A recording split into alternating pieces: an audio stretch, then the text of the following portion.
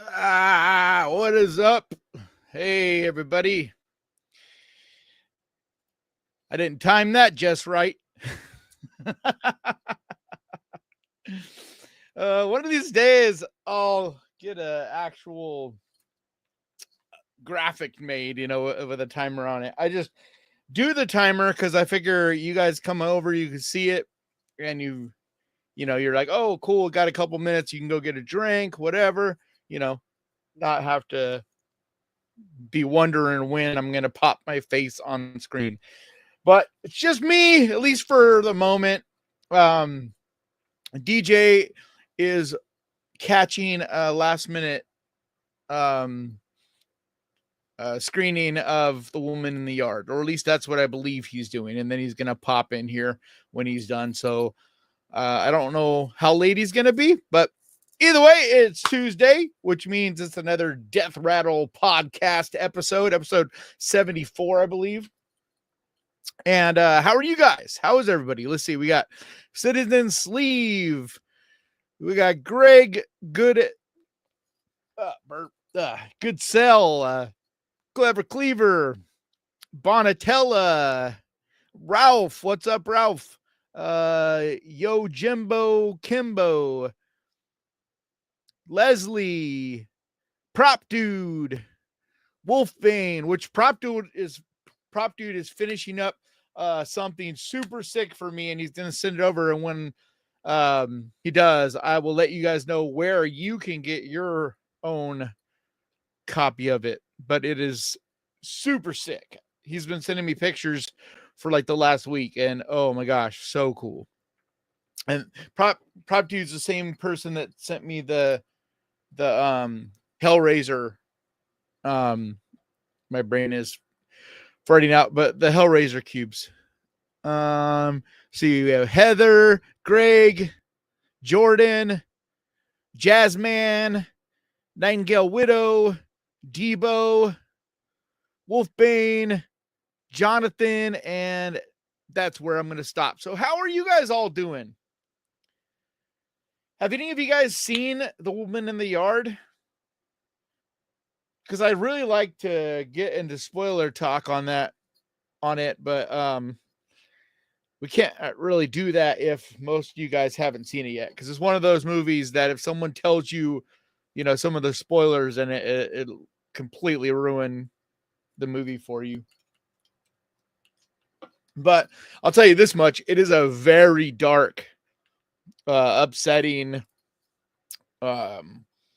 bleak, kind of movie, and it's throwing a lot of people off because that's not what Blumhouse has been known for. Their last, number of movies have been just like popcorn horror movies, no substance, like not movies that I'm a big fan of, but they're kind of made for the masses, and they make money, and that's kind of all Blumhouse cares about. And this is one that is the antithesis of that. This is a movie that's very dark. It's a mind fuck. Like, it is gonna mess with you. There's so many interpretations to the ending of it. It's just wild. Let's see. What are you guys saying? DJ's running for mayor of Jacksonville, isn't he? If he is, I didn't know about that. I think he's just on the city council kind of thing. Like, he's not running for mayor, but harassing people all day. I'm excited. The main man. Who's that? Who's the main man? Oh, you're talking about the tall man over here, huh? That's the main man.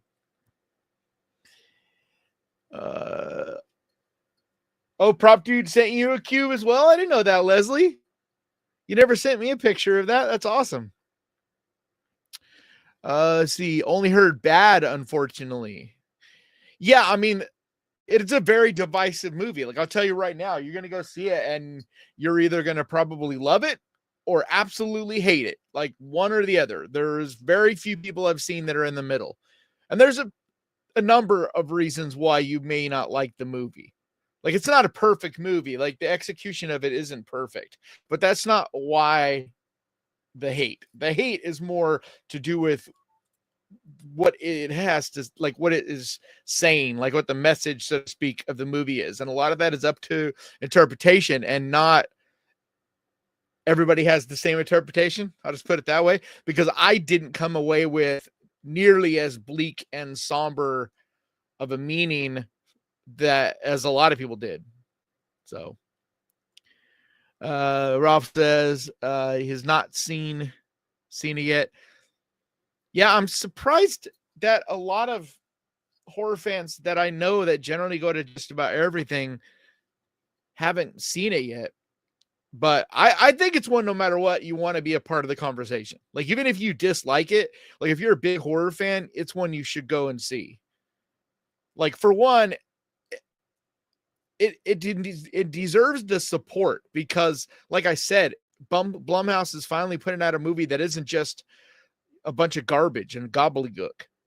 You know, it's like they keep putting out this stuff that's like made for 13-year-olds, and everybody, all the horror fans I know, keep complaining about movies like Night Swim and Imaginary and all that. And it's like, here they are. They finally put out a movie that's got substance. You may not like what it has to say. You may not like the execution or whatnot, but I would think if you're a big fan of horror, you'll at least respect the artistry, and that this movie is trying to say something and trying to handle some pretty dark subject matter. Jazzman says, no, I want to try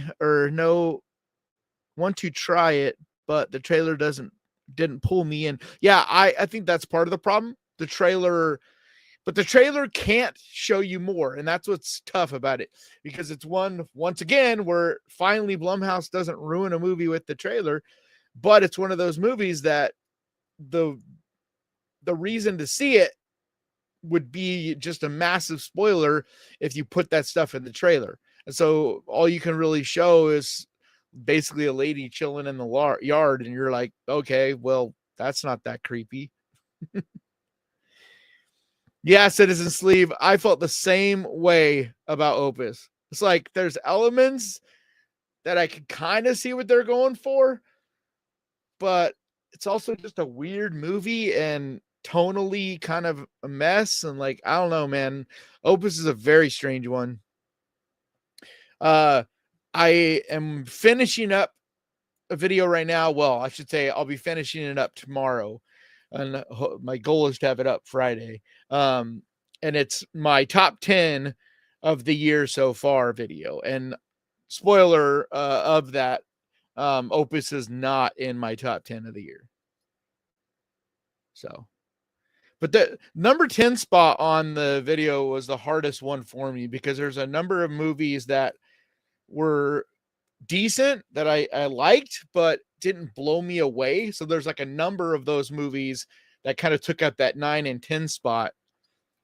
And so it was like 6, 7 different movies that I'm like, well, which one do I, they're all flawed, but I enjoyed them on some level in different ways.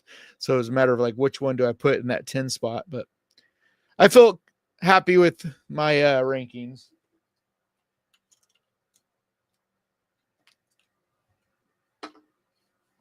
And then I also will talk more about a couple other new releases in the video that I haven't talked about yet, because they made my top 10. Let's see. Greg says, did someone try giving the lady in the yard a hit? She might chill. She's super chill. Like, that's the thing. She's just absolutely chilling. And that's what ultimately ends up getting really creepy, because she's just sitting there. She just sits there in the yard on her chair, and you're just like, she doesn't talk. There's very little that she does. And you're just like, what is your deal? Like, why are you just sitting here staring at the house? You're way behind. I just watched Winchester last night. That was a good movie, if I remember correctly. I mean, it wasn't amazing, but I liked that movie. It had some cool atmosphere. The Winchester Mystery House, though, is really not that creepy. Like, I've been there a number of times, and even on like one of the midnight tours, and it's like really not that scary of a place. Like, I very rarely ever feel the supernatural ghost stuff anyway. Like famous places that are supposed to be haunted. I don't feel a lot of that. Um, One of the places I did get kind of freaked out though was Alcatraz. And like it wasn't so much that I thought there were ghosts floating around everywhere, but like you can feel the residue. Like just knowing what happened there and like seeing these tiny little miserable cells, and it's such a miserable place. It's like you can feel the misery and sadness and torment in that building. It's a very strange place. Thank you, Jonathan. I am the main man. I don't really think of myself as the main man, but I appreciate that very much. Let's see.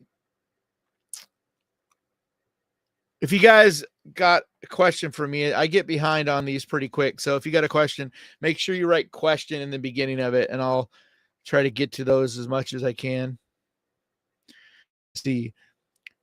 Clever Cleaver says, Woman in the Yard is the sequel to The Woman in Black, right? No, it's not a sequel. Which is also what I'm like, horror fans, you need to support this movie because it's an original property. It's done by a director who's done some really good horror movies. He did Orphan, which, I mean, The Orphan is a great horror movie. The cast is phenomenal in this. Something I really love about it is that it's an all-black cast, and yet that is never once mentioned in the movie. Like, the race has nothing to do with the movie, and I love that. I'm like, it's about fucking time. Because, like, not to get all into big, racial whatever stuff, but it's like, I just get tired sometimes of, it's like, if you ever have a black cast or a black character, it's got to be addressed in one shape or another. And it's like, dude, why? Like, they just simply have darker skin than this person. Who fucking cares? Like, treat them like they're a human, just like everybody else in the movie. And like, this movie is great because, like, great for that. I was very impressed with that element. And it's just such a well-written movie in a lot of ways. Like, the only problem I had with it, and I'm sure DJ will have this issue too, is it's the ending of it gets fairly sloppy. It's like one of those where it's kind of rapid fire and like a lot of things happening, and it starts to just be a little bit messy. Oh, Leslie says she forgot to send me the picture of her cube that she got from Prop Dude. Awesome VHS collection. Where do you buy your horror VHS tapes? I have quite a few more. The ones here are just really represent like my favorite classic movies, so to speak. But I have like, another probably 50 or more underneath my shelf here.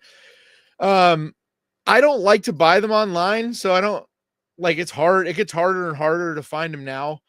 But the only time I add VHSs to my collection is if either one of you guys sends it to me, or if I find it at a swap meet or thrift store or yard sale or something like that. Like, that's how I like to find them in the wild. I don't want them all brand new looking and all, fancy or in plastic. Fuck all that. I want an old beat up looking copy that looks like it's a real copy, like I grew up with, that kind of thing. Let's see, Heather, I was in the other chat for a minute. Well, I see everybody from both sides. So it doesn't matter which one you're in. I will see what you have to say regardless. So the only PG-13 horror that I've ever respected was The Sixth Sense. Is The Woman in the Yard PG-13? It's funny because it's one of those movies that it really doesn't matter. Kind of like The Orphan. Like, the rating of it doesn't matter. Like, it goes hard. And like, it doesn't need gore, or like, it probably is PG-13. Yeah, it is. It's PG-13, but it's totally like, it doesn't matter at all. It's one of those where it's like the ideas and the concepts and all of that stuff is what is so dark and fucked up about it. And so like, it doesn't matter at all And so like, I'm glad they made it PG-13, although it's no 13-year-old is going to grasp this movie. Like it's way darker, way more fucked up of ideas and stuff than any kid will get. This is a movie that's definitely for adults. It's just like The Orphan, though. It doesn't need to have gore and whatever. Scroll down here some more. Let's see. Is The Woman in Black 2 worth a watch? I remember it being like really blasé, and I don't remember much of it, which tells me that it probably wasn't worth seeing. I know I liked the first one, but I just remember the second one doing a lot of the same stuff, and it just was like a lot of tropes and played out stuff. But it's been many years. It was one of those where I saw it in theaters, and that's it. Actually, I never see a Blumhouse production ever because I hate the company. Yeah, I don't hate the company. I just hate what they've been doing of late. You know, because like I feel like for a long time they were helping a lot of horror art, you know, horror filmmakers make movies. You know, yeah, they were little budget movies, but they were giving them the ability to make these movies. But then they started going for like where it just feels like it was more about the money and less about giving these filmmakers a chance. And that just bothers me. I'm like, man, you know, if you're not going to give these artists a fair shot at making a decent movie, then what's the point? Ralph says, oh, I completely forgot because of Big K. I watched Pet Sematary. You had never seen Pet Sematary? That's wild, man. How did you live your whole life and never seen Pet Sematary? What's up, Philip? Good evening to you. And B Movie Theater, Art with the More, Heather, Terry, Swivel Stick. How are you guys all doing?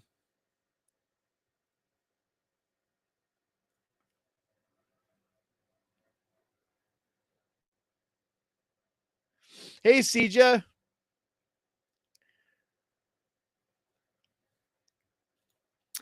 Yeah, I agree, Citizen Sleeve. The Rule of Jenny Penn is slow, but I think it's a damn good movie.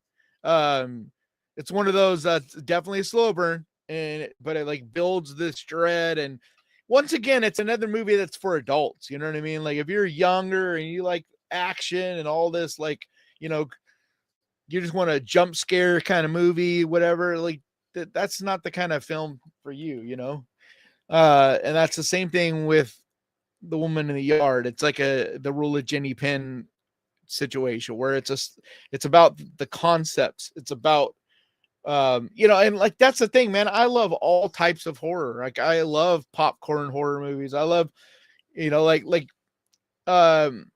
even though I was a little bit underwhelmed by it, the Death of a Unicorn is that it's just a popcorn horror movie. It's like silly. It gets, you know, pretty gory and real lighthearted, nothing serious, you know, nothing to really think about. It's just a silly, fun time. And that's great. I love that kind of movie too. I just love the artsy stuff, the slow burn stuff, the movies that have layers to them and allegory and deal with symbolism and, you know, stick with you way after you've seen them.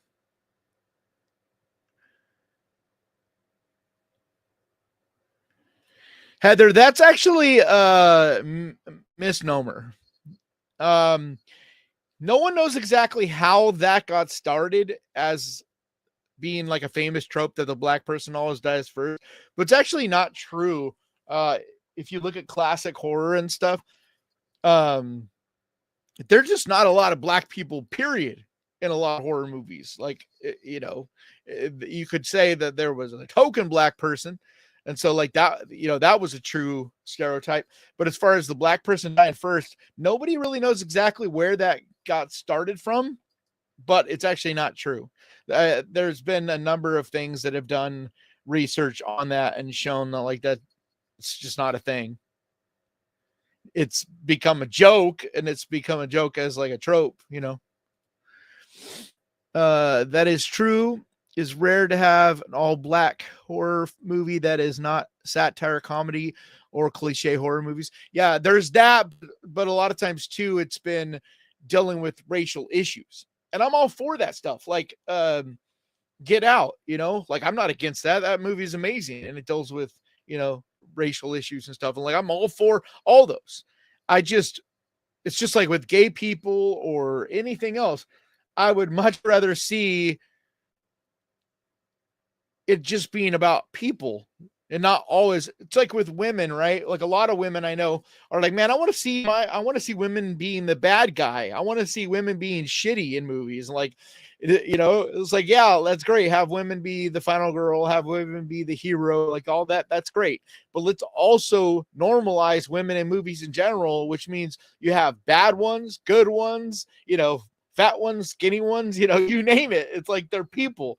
And that's all I'm talking about as far as black people in movies too. Like and that's what I love about this movie is it shows this really beautiful family in a really horrible situation, dealing with the loss of one of the members of the family. And it's not at all about race. It's just about this family and what they're going through. They just happen to be black. And it never even mentions it. And a part of me didn't even want to mention that I noticed that, you know what I mean? But like, it's just one of those things you don't see. So it was nice to finally see that. Let's see. Jazzman says, just watch Malum. It was pretty trippy and disturbing, yet the ending, I was confused on whether the girl is dead or just gave into the madness. And yeah, I think that's one of those endings that a lot of people don't like. And that's kind of, sometimes I do like that. I like when endings can be ambiguous and it leaves it up to you to decide what you think happens at the end, what it actually meant, which is part of a lot of the reason people are hating on The Woman in Black, because the ending of it can be interpreted in multiple different ways. Like I have a pretty clear idea of what I think happens at the end of the movie, but it's definitely left somewhat ambiguous to a point where you can kind of come away thinking it's one thing, or honestly, it's one of those where it could be 3 or 4 different things. Like it's a very complex ending. And there's like so much arguments, like so many arguments I've seen online about this movie. It's wild. See, someone left a super chat. Let's see, where is it? Thank you, Swivel Stick. Ever seen Santa Sangra? I think so. Isn't that the one? Is that the one about the musician?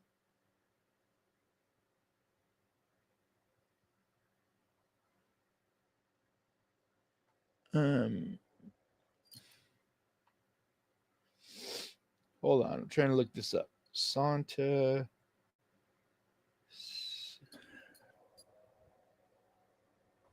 Sangri.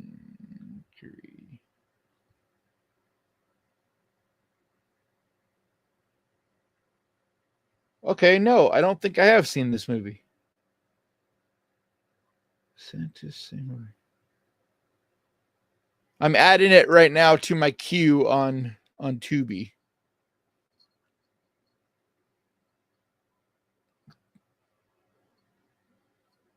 Is it good? I mean, I'm assuming you think it's good or you wouldn't recommend it, but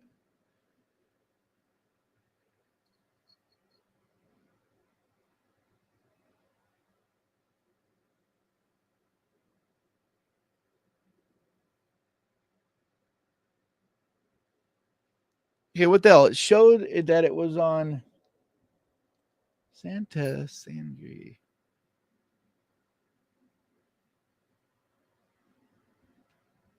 There it is. I hate Tubi sometimes. It's like, it's cool that it's free, but yeah, I added it to my super crazy long list.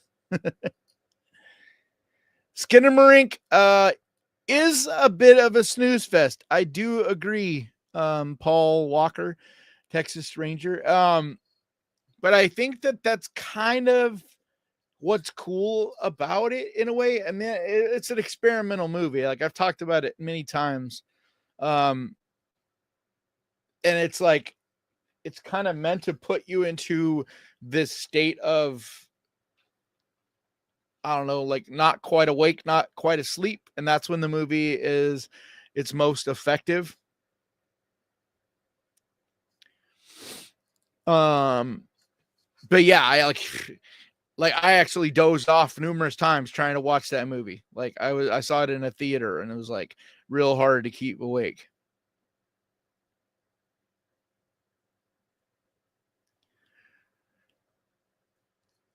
Yeah, Blumhouse is hit or miss, but for quite a while, like I swear, all their best movies, they never even released them in theaters. You know, like they had a lot of really good movies, like um, Passenger. Passenger was so good, and it just went straight to Prime Video. Like that's their best movie in a number of years.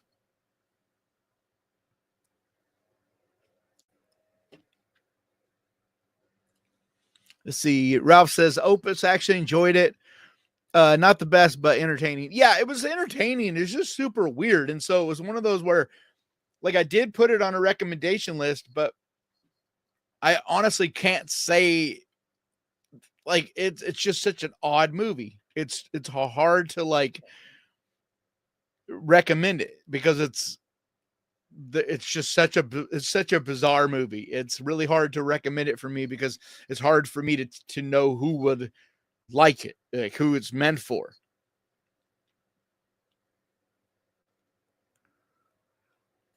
What movie are you saying? Woman in Black is not boring at all.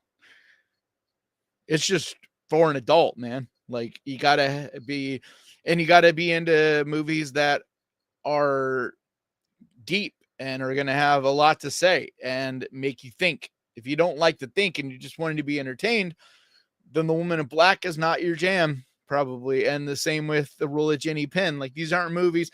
I think The Rule of Jenny Penn is a little more I don't know. I mean, they both have their moments, like plenty of, like The Woman in Black, it does have jump scares. It does have creepy stuff. Like there are still things like that in it. But if you're just wanting a fun horror movie, it's not that. Those are not the movie for you. Like there's a number of other movies that I would recommend you if you're just looking for a movie to have fun.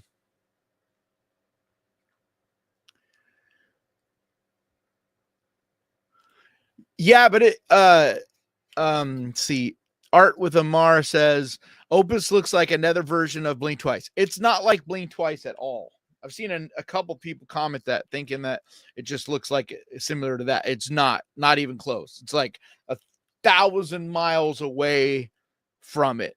Tonally, they couldn't be more opposite. Like Blink Twice gets like super intense and has an actual serious message that is trying to convey and like deals with some real stuff.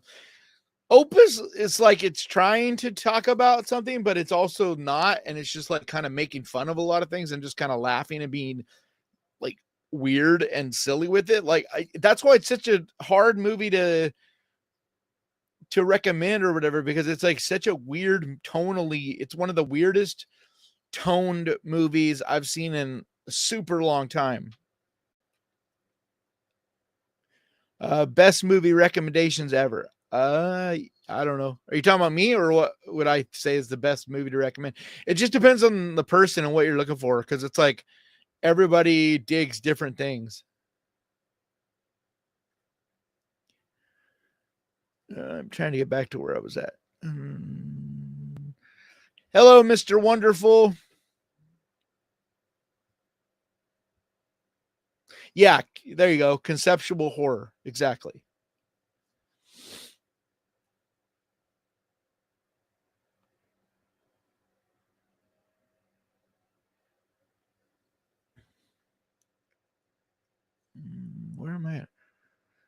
I don't much care for A24. Don't hate me. I don't hate you, but I think that's a kind of strange blanket statement to say, especially now because A24 is making things that are just all over the map. Because like, it depends on the A24 movies you don't like. Like for a long time, if you said A24, most of the time people kind of knew what you meant.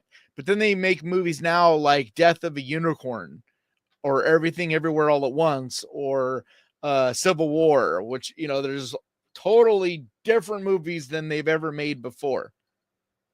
Yeah, Oddity was definitely one of my favorites last year, Jonathan. I love that movie. So I'm excited to see what we got coming this year because we're so early in the year and I already had 10 movies that I liked enough to make a top 10 list of just movies that from this year so far. So like I have never done that before.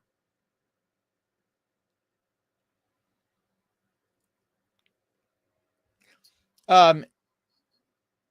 Wonderful says, I like horror movies that gets into the fantasy elements. Have you seen Ash yet? Ash feels like there's a lot of fantasy in it. It's like it is a sci-fi horror movie, but there's definitely a feeling of fantasy, especially with the color choices and the way things look and stuff. I have avoided the new trailer for Bring Her Back. I haven't decided yet if I'm going to watch that trailer because I watched the teaser for it and that was all I needed to be excited about it. And I don't want anything spoiled for me for that movie. Like I am so leery of trailers these days because like the new Sinners trailer just completely shows you the movie. It's like I'm sure it'll still be a fun movie, but it's just ridiculous how much they show in that trailer.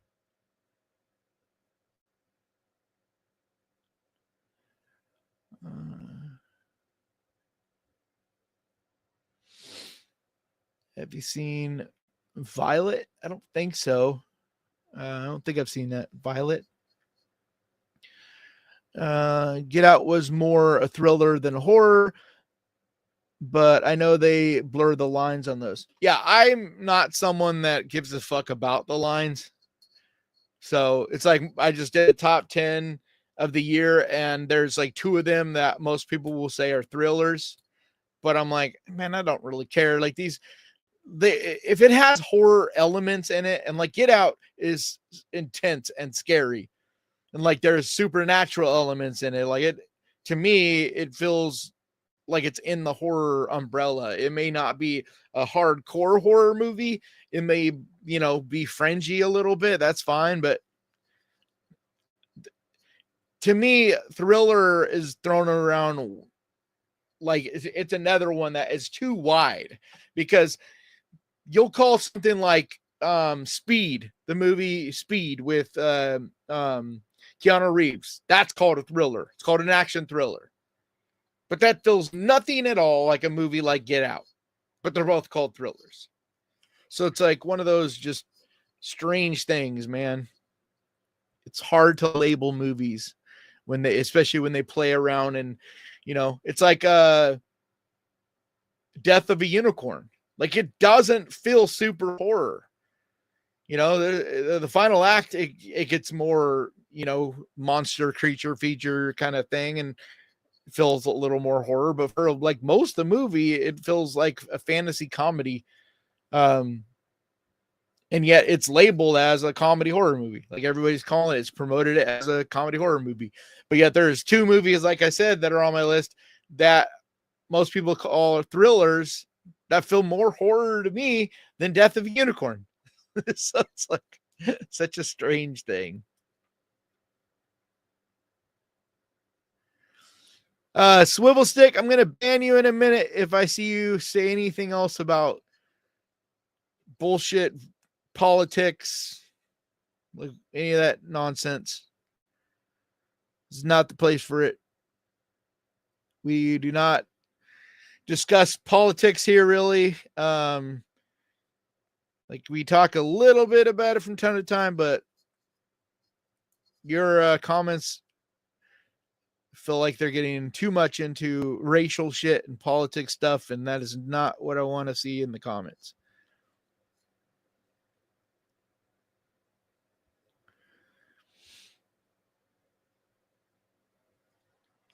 My favorite movie is Phantasm. Unless I have a little Phantasm shrine over here, but I love Phantasm. It's not what I think is the best movie ever made, but by far my favorite. It's just so fun and beautiful and interesting and creative and weird, like wonderful in the most weird, fun way, which is why a lot of my favorite movies are from the 80s, because that's kind of the decade of the weird horror movies that, um, and I like that we're starting to kind of get back to that. There's a lot of newer stuff that's just strange. And like I said, it's like all over the place. It isn't any one genre. And that's what makes for weird, wonderful, fun horror. The Woman, I don't know if I've seen that. I watched some, I don't know if I finished Horror Noir or on Shudder yet, but I don't remember if I did, but I know I watched at least some of it. I think I finished it. I don't know, man. I go on these binge things where I just like watch nothing but documentaries on Shudder, like horror, because they have like so many good horror documentaries and docu-series on there.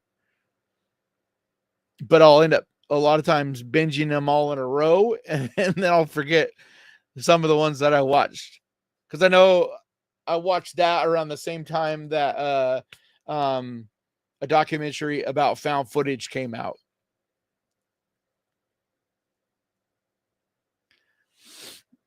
See, I've never seen anyone bring up Violet. I don't like, it sounds familiar.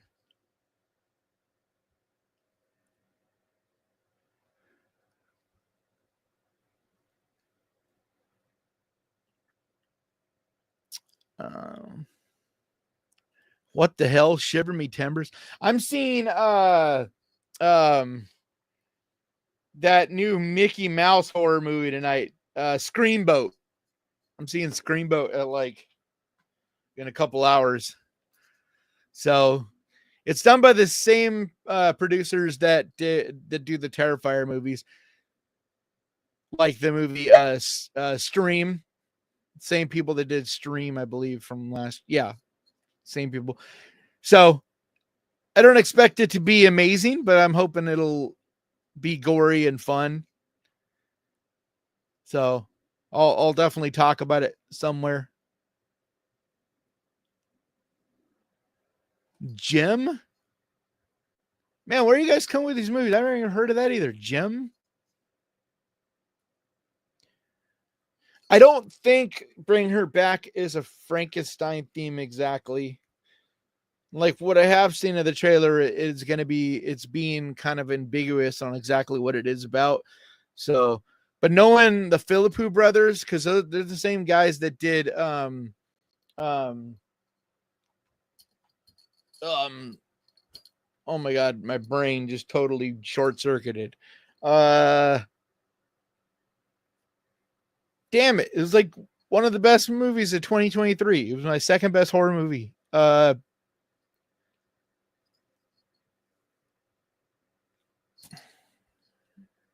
Somebody help me out. What's the name of that damn movie that the Philippou brothers did?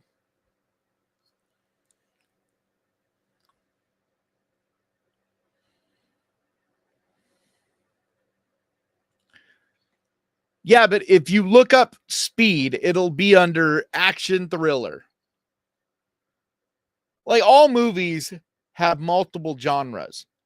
So like, I would consider Get Out um sci-fi action or sci-fi horror thriller.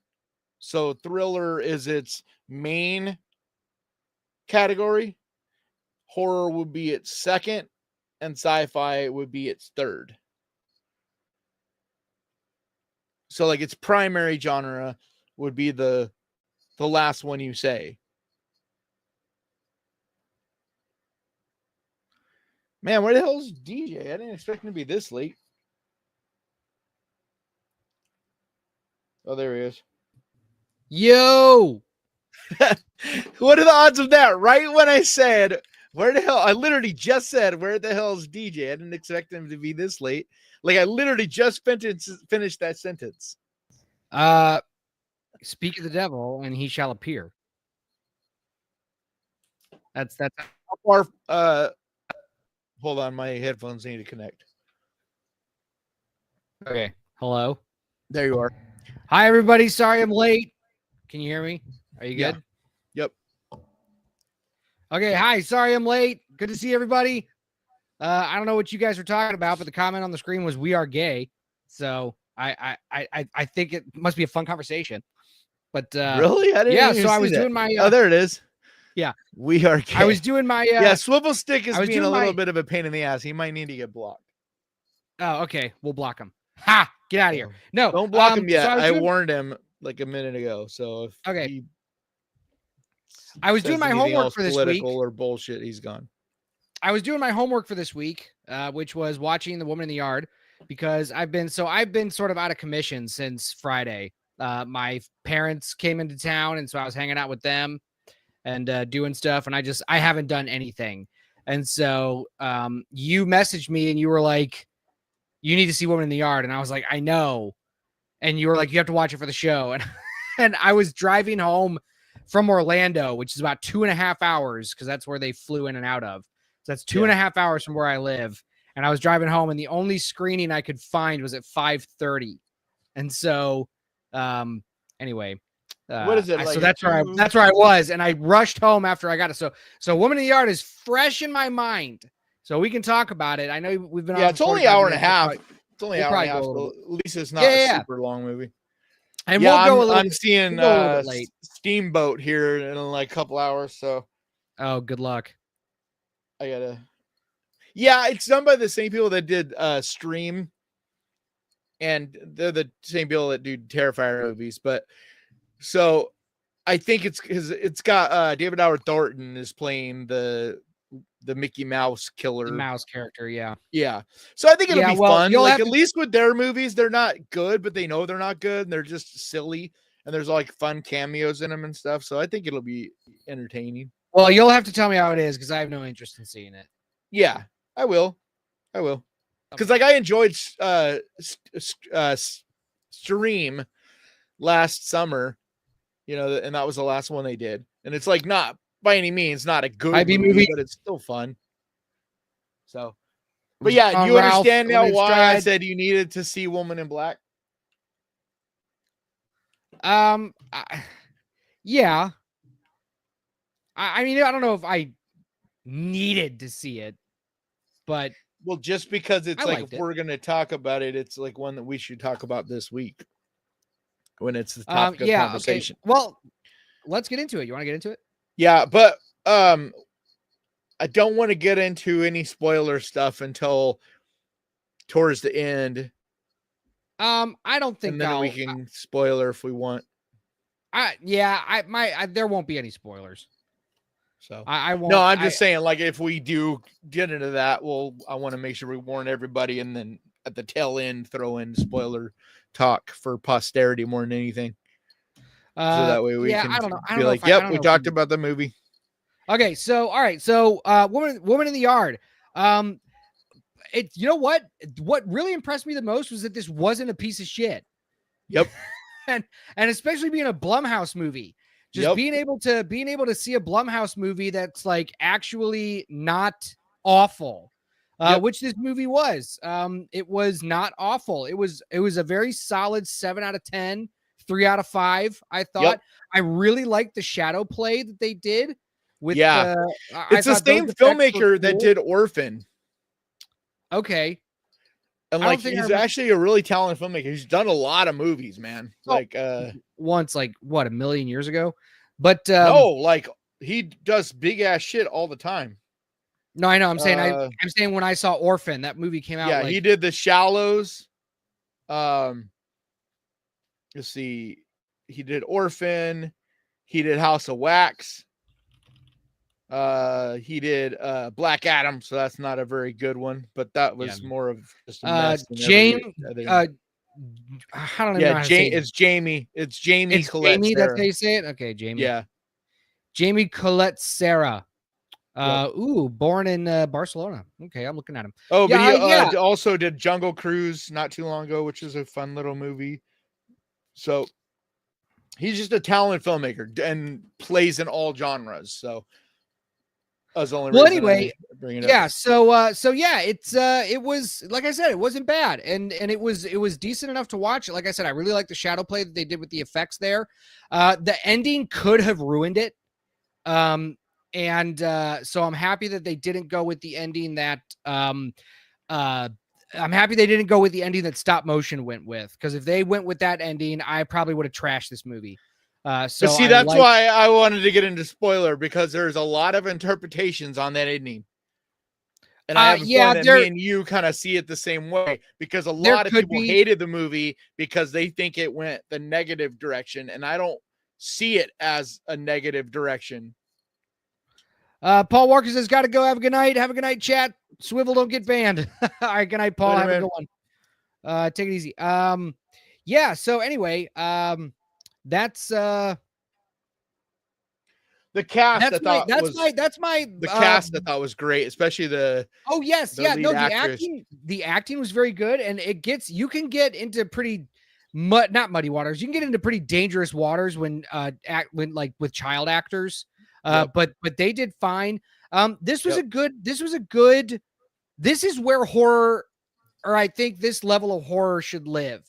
I can't imagine the budget of this movie was very much, just because it was one location. No, I heard it already pretty much made back, like pretty close. Well, good. Made back, and I think it made like 11. It was one location, minimum characters, very much a self-contained story. It didn't. This is the kind of movie that I want Blumhouse to make. You know what I mean? It isn't. Yes, they don't all have to be home runs. I'm not at all trying to say that this is like a home run or is going to be my number one movie of the year. It's not anything, but it has something to say. It's entertaining enough. It looks good. It's like well put together. The ending is a little messy. Like that's my biggest flaw with it, is like towards the end, it gets a little loose and a little messy. Like a lot of things happening at like kind of rapid fire. But like, I don't need a movie to be perfect. You know what I mean? Well, here's what I'll say about it. It's a solid PG-13 horror. Yeah, maybe 11. That delivers everywhere it needs to, and you're not gonna waste your time watching it. I'll say, and it's a solid double.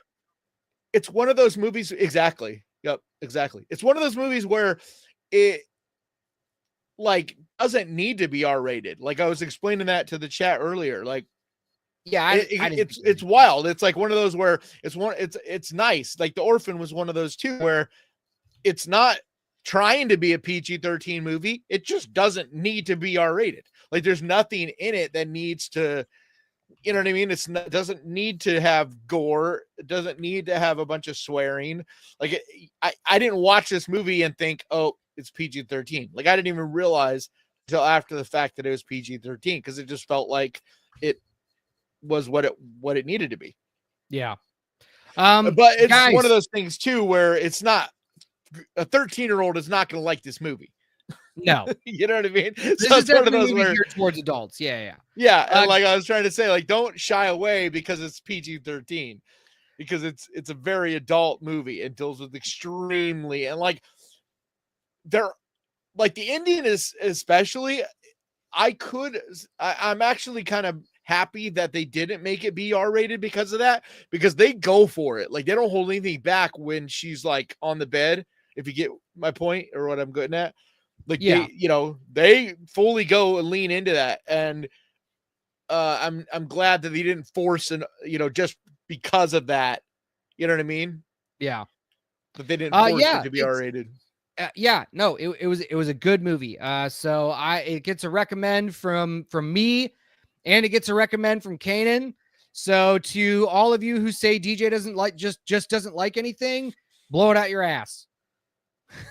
Because yeah, I thought this would be one not you true. like because there is some substance to it. It's not just I'm starting to, it's taken about a year, but I'm starting to kind of figure out what, you know what I mean? Like if a movie is like, I don't really know if you're going to like Death of a Unicorn.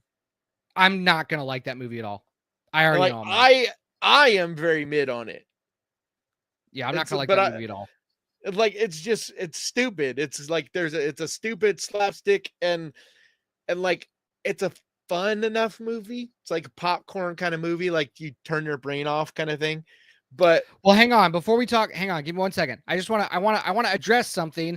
We have almost double the amount of people on the Ghost Pirate Entertainment channel watching us. Get over to the Death Rattle channel, guys. The chat over there is better. I guarantee you. Please, everybody on the Ghost Pirate, please come over to Death Rattle. I'll link it again. Here it is. Yeah, Here that way everybody's all together. And we're all together, and we're all, because like we love chatting and seeing you guys. All our chat, we can read everything from both sides. Yeah. So we're not missing anything. But some of you are missing. But please subscribe while you're over there. So please come over to the Death Rattle and talk to us. Let me get to some chats real quick. Yes, Jobet is in the chat. What's going on, Jobet? Good to see you, girl. Mr. Halloween says Insidious level PG-13. No, I wouldn't say that. It's just not that kind of movie. Yeah, but it's definitely worth the PG-13. Because like Insidious is very much about jump scares. It's just that's the whole goal of it. It's just this is a more cerebral kind of movie. This is more like I was talking about earlier. This is a think piece. It's one that's going to kind of stick with you. It deals with some really heavy issues. It's more about the concepts and all of that. And so like it doesn't need and that's why you're seeing a mixed response on it, because people that did go to see this, a lot of them are wanting to see an Insidious kind of movie, and that's just not what it's doing. It's got some creepy stuff. It could have been R, but it didn't need to be. No, and so it's fine how it is. Nurse Joy but I'm said just saying, like it's just a different tone, like tonally very different than Insidious. Nurse Joy says the movie that scared me the most my entire life is PG-13. Which one is it, Nurse Joy? Please tell me. I want to know. I just rewatched, and if you go to the Horror Sucks, if you go to my channel, Horror Sucks, I just did a retrospective of The Others, which I think is the perfect PG-13 horror movie. So good. So I just did a retrospective of that. I rewatched that like last year.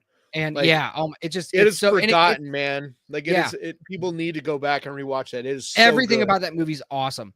K-Haas says prediction for movie of the year 2025. No idea. I'm gonna say it's probably gonna be 28 years later. But I think it's going to be a movie we don't know about. Okay, that's a good one. That's a good one. I also think that it has a chance to be either Weapons, or damn it, the new trailer that just dropped by the Philippou brothers. I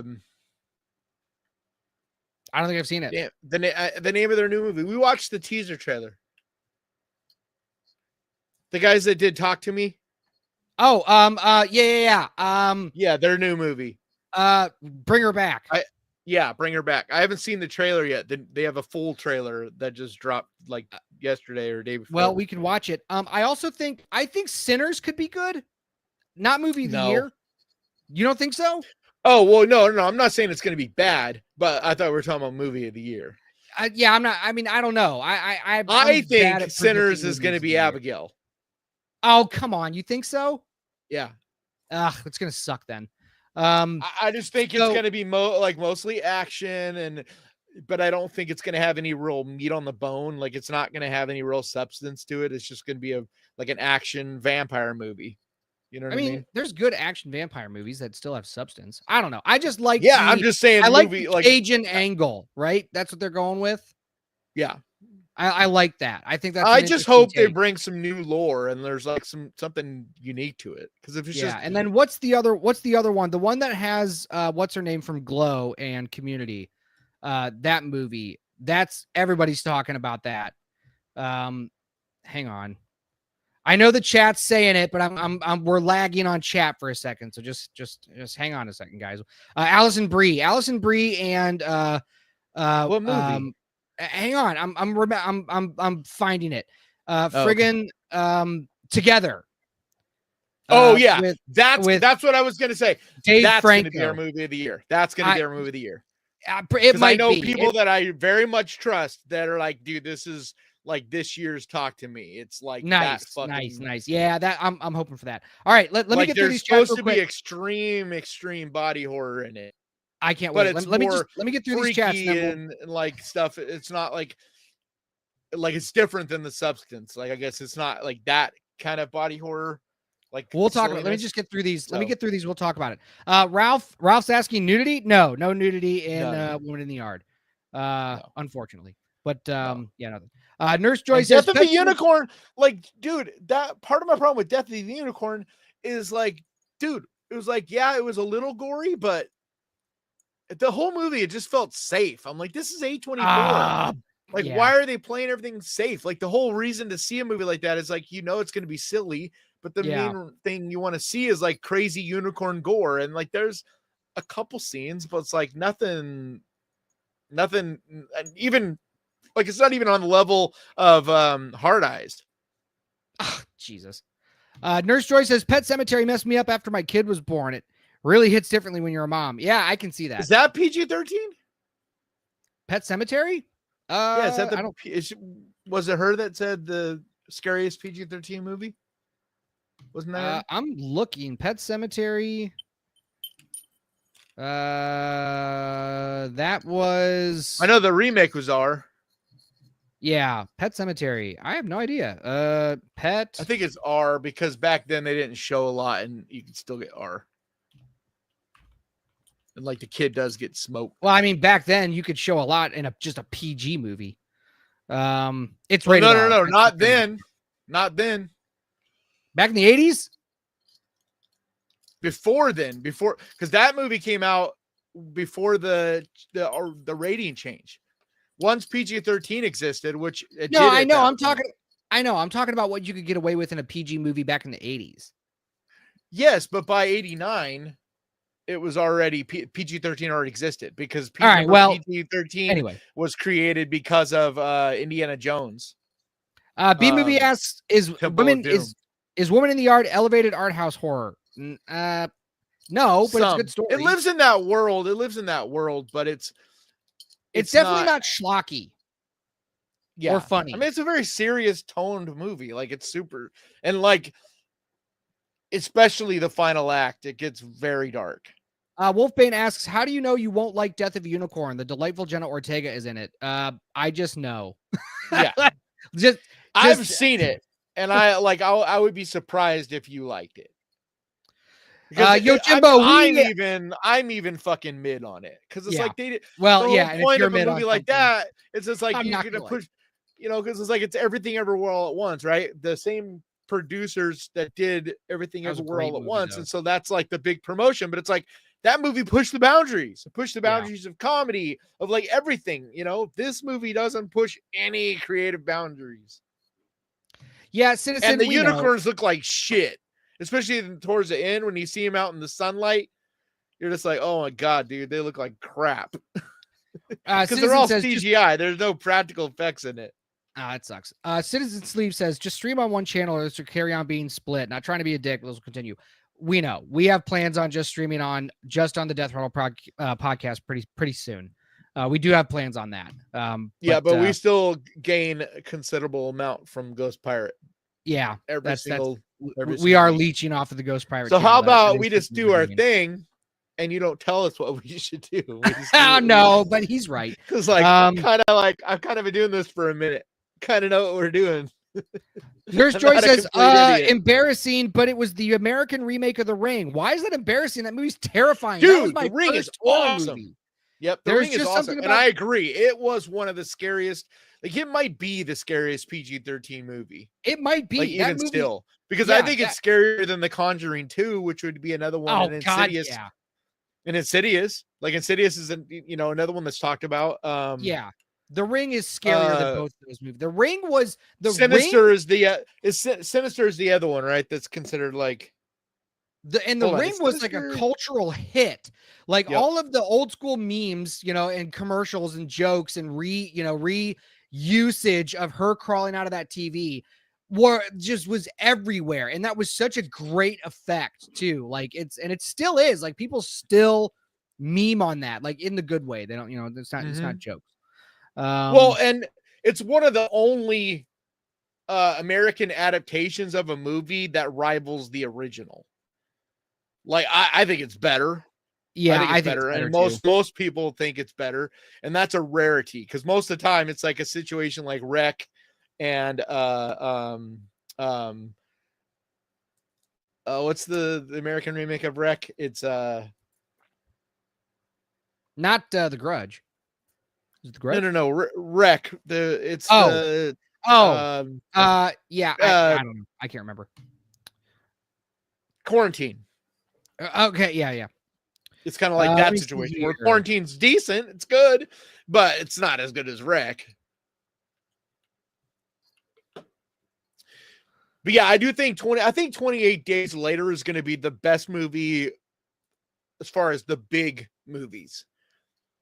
You know what I mean? Like the wide release, like big studio horror movies. I think it's going to be the best one. But I think us film buffs, horror film fans there's going to be a couple that will be like, Prop Dude says Poltergeist is PG, which is wild to me. Yeah, well, like I was saying, you could get away with a lot. That's one movies back then. But that's one that was before the PG-13 because it was.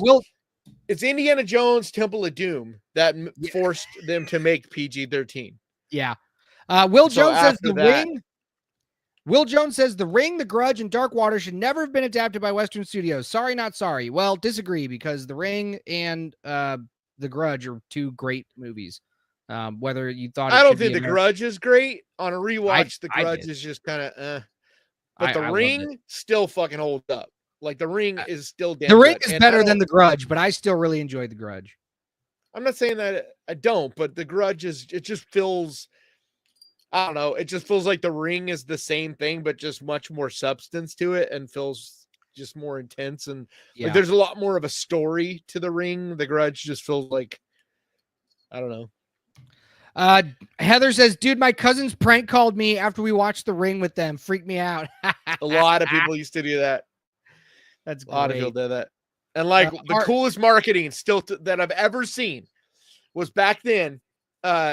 You'd walk it happened all over the country. You'd walk out to your car from going to see a movie, and there'd be a cassette tape, a video or a VHS tape on the hood of on your windowsill, like a flyer, but it was actually a tape. And you'd go at home and put it in, and it would play that fucking tape, dude. It was awesome. The scariest shit. And like, it happened all over the country. I never was able to get my hands on it, but I know there's people still to this day that have theirs. Oh man, I had friends that got them, but I never got one. Art with Amar B says The Ring was not scary, but I have not been scared from a movie since I was a child in the 70s and 80s when the original Night of the Living Dead and Invasion of the Body Snatchers came on back then, I think is what he's trying to say. Well, yeah, but you were desensitized by the time it came out. It's like, so the reason The Ring scared us is because we weren't desensitized by that point. And everybody has a definition of what, I mean, like there's different things that scare people, right? So if The Ring didn't scare you, that's just, okay, that's not the thing that scares you. Yeah, but most people scared the hell out of me. Yeah, most people between your age and my age were scared by The Ring. So, because I was like in my late teens, you would have been like, what, 10, 12? I was 16 when I saw The Ring.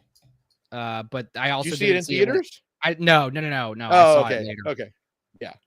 So then you were almost the same age I was at, because I think I was 17 or 18 and I saw it in theaters. So The Ring came out in 2002.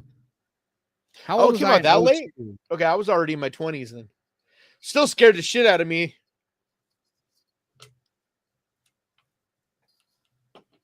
But I don't watch nearly as much horror at that point. I was 15 in 2002.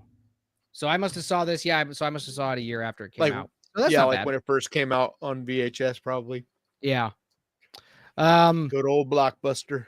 Good old Blockbuster. That's right. God, I Yep. love Blockbuster. Yo, Jimbo says my wedding video with my ex-wife is the scariest movie I've ever seen. Heyo. I always feel so bad for people that like hate their exes so much, man. Well, sometimes it just happens. I don't hate any of them. Citizen Like, Sleep there's a says few of them that I don't want to talk to or hang out with, but I don't hate any of my exes. I don't hate any of my exes either, but I mean, my ex-wife is basically my relative. Like, that's who I spend my Thanksgivings with, Christmas. Me and my sister go over there for game night regularly. Like, we had to stay like in touch because of our kid. But I've never been the jealous type. So like when she got married, I was happy for her. Well, that's good. Because I wasn't the guy like once it's over, it's over. And I just move on. Like, sometimes there's amicable. There's good shit like that. It's fine. I don't talk to any of my exes. I don't just. I'm like just cut off. So and I feel like she's the only main one that I have a relationship with. Like there's a few of them that I'll every now and then be like, hey, how are you doing? Or I'll run into him at a grocery store kind of thing. But like, she's the only one that, talk to. Jasmine says, anyone ever see Stay Alive? Fun movie. I watched it with my mom. Dude, I love that movie, man. But I found it entertaining. Dude, it's shitty, but so fun at the same time.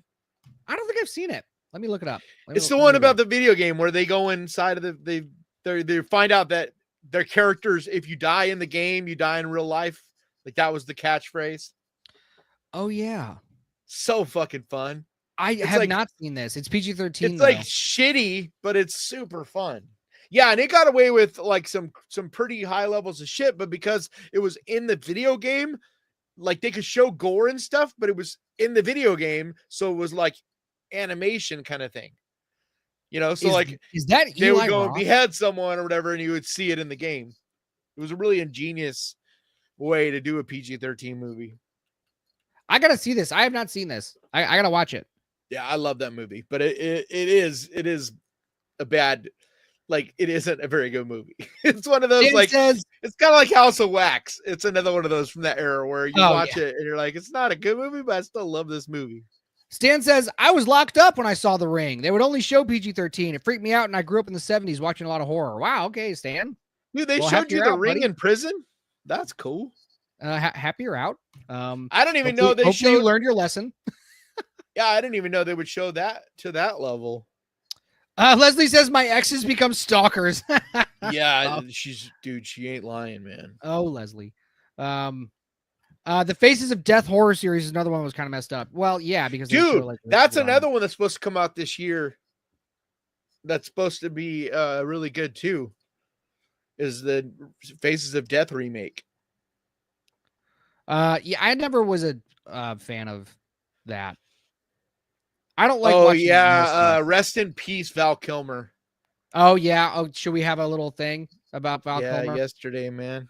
That sucks. Rough. 65 too, young guy. I know, but like a year older than my dad. He died of pneumonia, but it's one of those skills where because of the cancer a number of years ago, his immune system and everything was just weakened so much that like he never, because most 65-year-olds pneumonia is not going to take him out, but because of he was like much older than he really was. So so Clever Cleaver says, question, with the death of Val Kilmer on the Death Rattle podcast, have you or chat seen any good horror flicks with him in it? I have not seen a horror movie with him in it. I don't know if he really did. I mean, he did like comic book, fantasy, stuff like that, but I can't think of any horror. I mean, I'm sure he did. Because he did a lot of movies. He was in a lot of movies. Will says, how come nobody is talking about Strange Darling? What a breath of fresh air, because the movie's a year old, bro. We've talked about it. Yeah, we talked about it a shitload, man. We talked about it a lot. Welcome to 2024. Yeah, like we talked about it. Ghost in the Darkness has got horror-ish elements to it. Like I have not seen where that.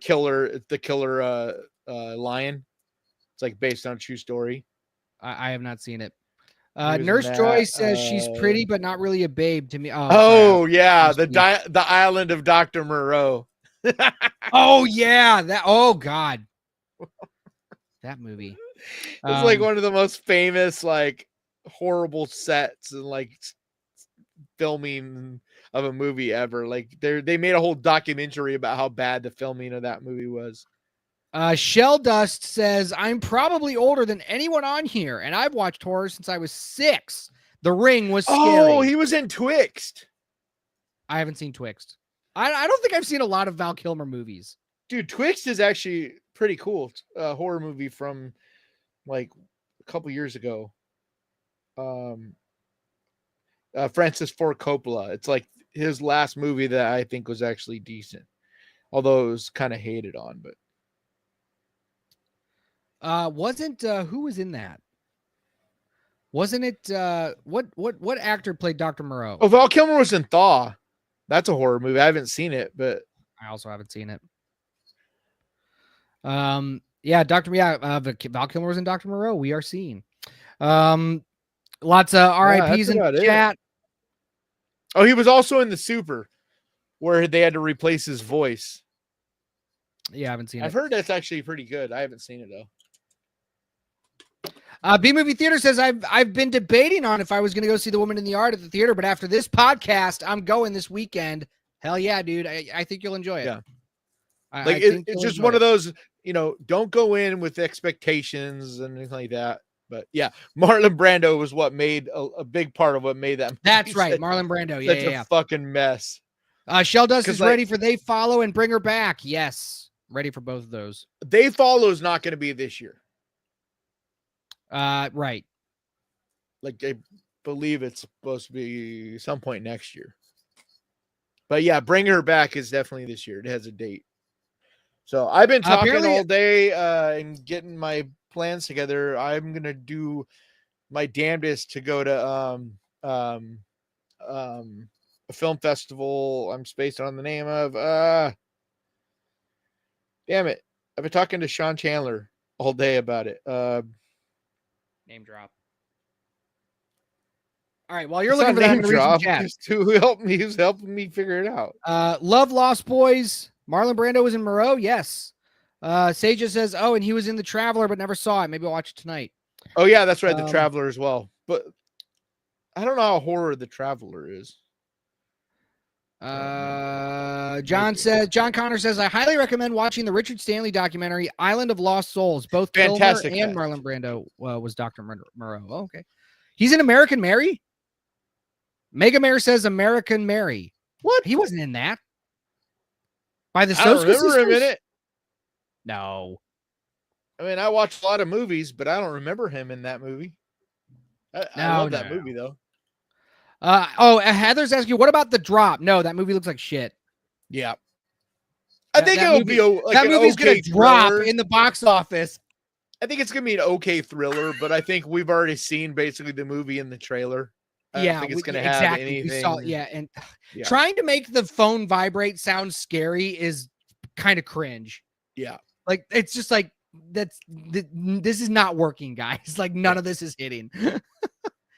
I do like most of the movies that he makes. What's his name? I don't know. I my brain is fried after this weekend. I need to sleep. Man, I'm just really struggling with names. Mike Fuller says The Changeling, best haunted house movie I've ever watched. Scary and great storytelling. All right, you guys want to hear a hot take? I did not like The Changeling the first time I saw it. That's not PG-13, is it? I don't know. I don't think so. I did not like the Changeling the first time I saw it. There was just something about it the whole time I was watching. I'm like, is something happening or what are we doing? And I think here's what. And no, The Changeling is made in 1980. I think what it was. I was wondering like where it came from, like why that Christopher Landon. Okay. I don't know. Mike Fuller. Mike just asked The Changeling best haunted house movie. That I was just reading that. But yeah, he's the guy that did Freaky and Happy Death Day to You and Happy Happy Death Day was pretty good. Yeah. So was Freaky. Did you ever see Freaky? I don't think so. It's the one where it's like a spin on Freaky Friday, but she switches places with a serial killer. It's like a 16-year-old high school student switches places with Vince Vaughn, who's a serial killer. It's really good. I love it. Yeah, in 2020. I'll watch it. It's like Nurse super gory, like way more gory than you'd expect. And it was cool because he had been kind of neutered because he had done PG-13 movies up to that point. And so that was the movie where he finally got to be like, I can do all the creative kills I could think of.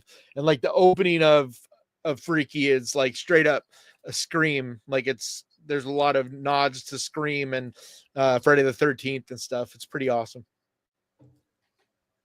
One day I'm going to get into good enough background so I don't have to have this green screen on. It's not even a real green screen.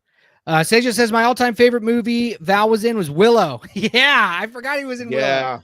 God damn, I love that movie, and he is so crazy. Mine is probably Tombstone. I think that would be my favorite. Tombstone.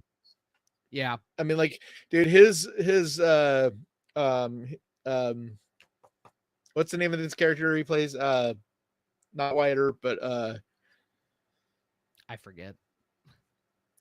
Damn it. I forget. I know we suck. Why does anybody watch this show?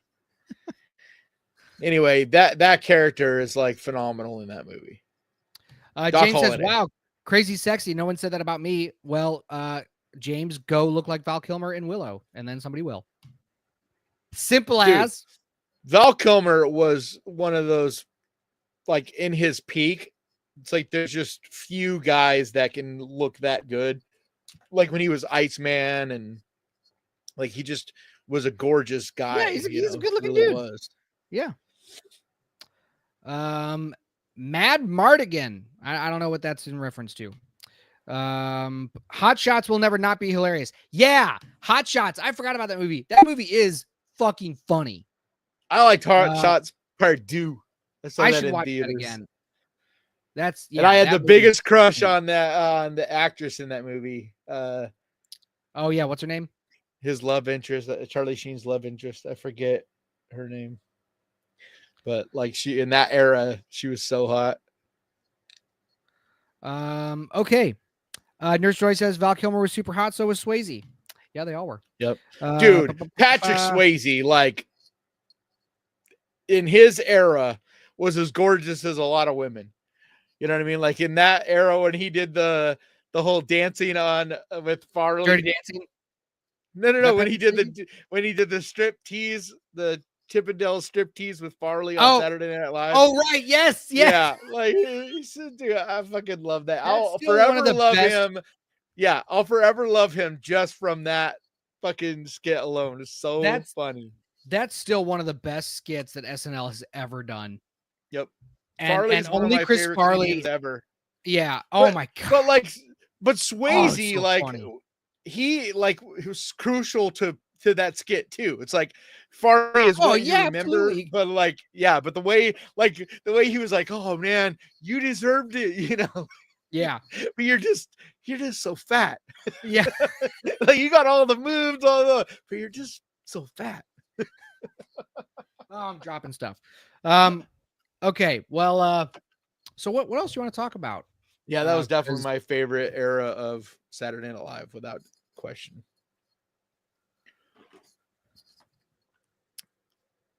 Well, let's. Oh no, we can't have dead air. We can't have dead air. No, we're caught up on the chat. Everybody's talking to each other. Well, what the hell, guys? I guess Val Kilmer was Jim Morrison. Yes. Yeah. Yep. He was more Jim Morrison than Jim Morrison was Jim Morrison.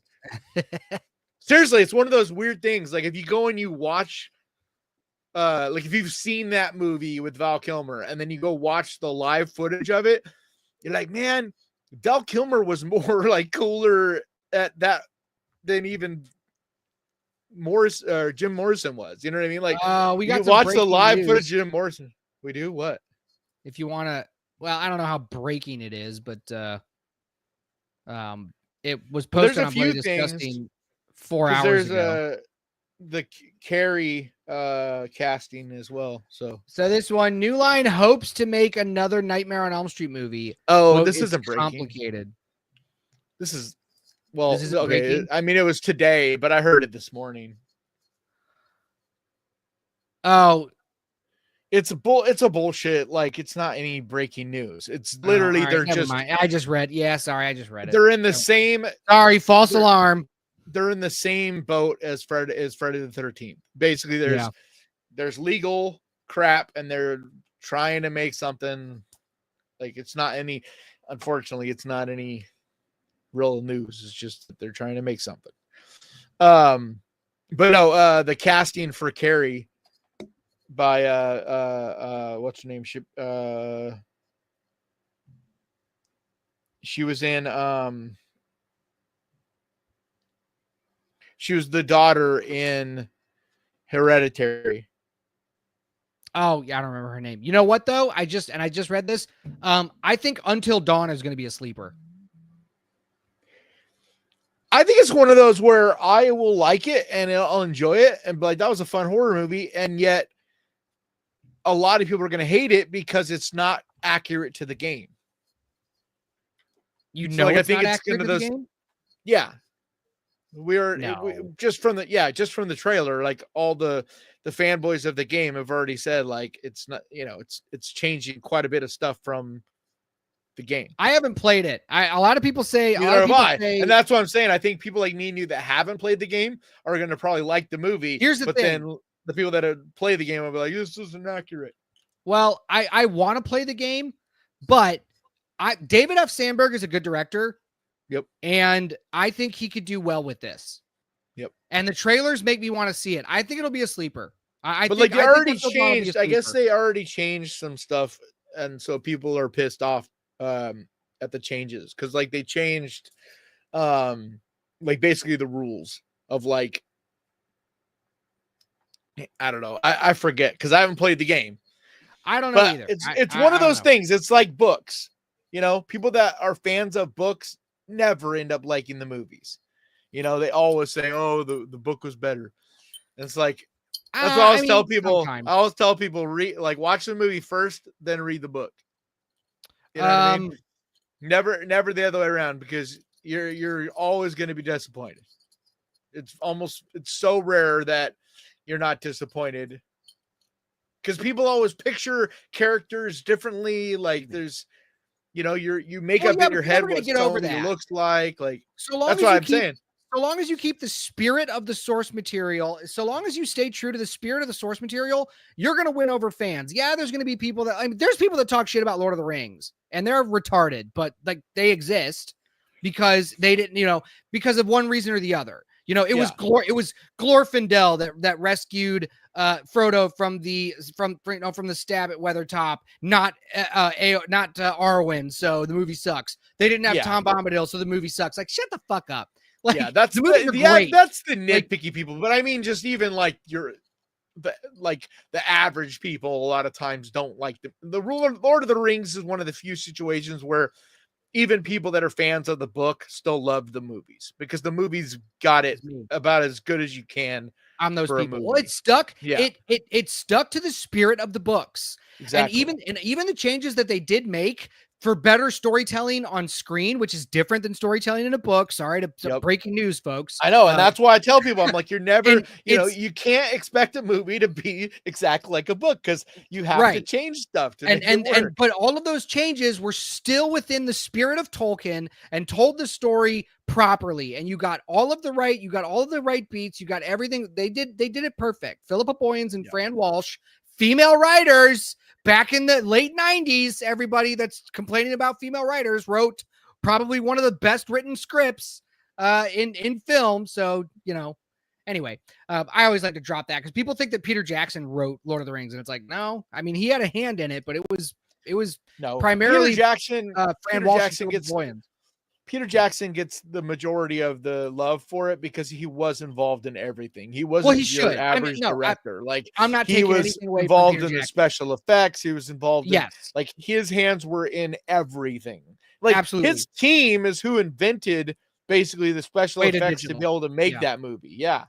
Like Weta, if it wasn't for Weta, that movie wouldn't have been made, because they made the Frighteners as a proof of concept, basically, that they could do like stuff in the studios. Like, basically, if you can make this movie successful or whatever. And so they did the Frighteners as a proof of that they can make a good movie. And then that's how they got Lord of the Rings. Yeah. Heather says, I saw The Monkey this past Saturday. I can see what Kanan was saying, but I would have to agree with DJ on how bad it was. Thank you, Heather. Terrible movie. I love that movie. Let's see. It's one of those movies that is like that's how you do a dumb fun movie to me. No, it's not. My buddy Corey did like The Monkey as well, though, and I rolled my eyes at him. I was like, "Shut up, you're an idiot." But it's a dumb movie. Like yes, it's a dumb fun movie. It's a dumb bad movie. But there's nothing fun about it. I almost walked out of the theater. That movie's terrible. It's embarrassing. You need to wear looser pants, man. Your shorts are too tight. James says, "Did you guys like Opus?" Yeah, The Monkey is streaming. I thought it was a good comparison to Midsommar in some ways. I haven't seen Opus yet. What? I haven't seen it yet. Hold on. Who said that? Oh, James Morris says, "I thought it was a good comparison James, to Midsommar." I think you need to rewatch Midsommar. Because tonally, they couldn't be more different. It's like Opus does a kind of similar thing as in the only thing that those movies have alike is that they're both about cults. But they're like as dramatically different in every other way. Huh? Well, and there's a lot of those movies about cults. Yeah, because Opus is a comedy. It's like a satirical comedy. It's like it makes fun of everything, and it's making fun of Hollywood. It's making fun of people that think that they're like, like rock stars, movie stars, like people that think that they're all special and look their noses down on people. It's like, it's kind of doing the Menu. It actually is more similar to the Menu than it is Midsommar, but it's more of a comedy than the Menu. And I don't think it's anywhere near as good of a movie as either of those. I get what Opus was going for, but it's almost too weird for itself. I feel like it tries to get too cute, and like the humor tries to get too it's like it's trying to be too smart while also being schlocky, and those two things don't really work together. You know what I mean? Like campy humor, like campy. You got to be careful with it. Yeah, it's just a hard thing to do. It's like if you're going to be campy, it could work. It's like The Substance did that. The Substance did it, where it was campy. Yeah, but it's hard to do. And this movie tries to kind of do. Yeah. That's a good comparison. It like tries to kind of be like The Substance in its tone, and it doesn't even come close. It's just. But I mean, The Substance is. To me, it's going to be a classic. Like The Substance. Yeah, The Substance is going to. Yeah. Prop Dude says, Until Dawn, Rush of Blood VR game is so good. Made lots of coworkers. Yeah, I mean, I know people love Until Dawn, so I'm not talking shit about the game. I haven't played the game, but I know it's supposed to be like an all-timer, like a great game. Yeah. I'm just saying it's like a book, as in you have to kind of like when you go to see the movie, just watch it for what it is, because if you want it to be this, then go play the game. Yeah. Because it's just not going to live up to that. Like, even if it's a great movie, it's not going to live up to it. It just won't. It's like, it's Resident Evil. None of the Resident Evil movies ever live up to the game. And which is like, it never will. It's so easy to do. I know, I agree. I get so frustrated when it comes I think to we got it now. Krager, dude, Zach Krager, I think. We'll see. Did you read what he said about it this week? No, I didn't. What did he say? He just basically explained like what he's going for, and like, is it on Bloody Disgusting? Like the first, maybe, but he feels like the first is probably on there, but it feels like the first person that actually gets the assignment. Like the blueprint is in the games. I know the blueprint is in the games. Just do it. Dude, just make the fucking game. I don't get it. Like it's one of those games that feels like it's already a movie. Like it literally, like the way the script is. The pacing of it, like it just feels like it would translate so good, and that's what everybody's been saying forever. But it's like everybody wants to make their own thing, and it's like, and they end up making. It's just like not the movie, it's not the game, but it's also not a very good thing on and of itself either. Right. So it's like, I don't know. Nurse Joy says, I've never finished Eraserhead. I fall asleep every time I try to watch it. It's because it's a bad movie. It's not a bad fucking movie, dude. It's an experimental movie. It's literally like a college. Great. It's a college. Yes, it's a college project. David or Fincher, or not Fincher. God, what's his fucking? Oh God. Oh no, not Eraser with Arnold Schwarzenegger. Why do I do this to myself? David Lynch. God, David Fincher, not David Fincher. David Lynch. David Lynch. David Lynch. I'm sorry, I should have helped you, but I was just having too much fun laughing at you not remembering. Because I did the same thing constantly. Like people that I'm like, I've talked about 100 billion times, and there's just space on their name. But no, yeah, I mean, it's like it was literally Lynch's like, experimental college kind of film, and it's not an A to B story. It's not an A to B kind of movie. But it's not a bad movie. It's a weird, artsy thing.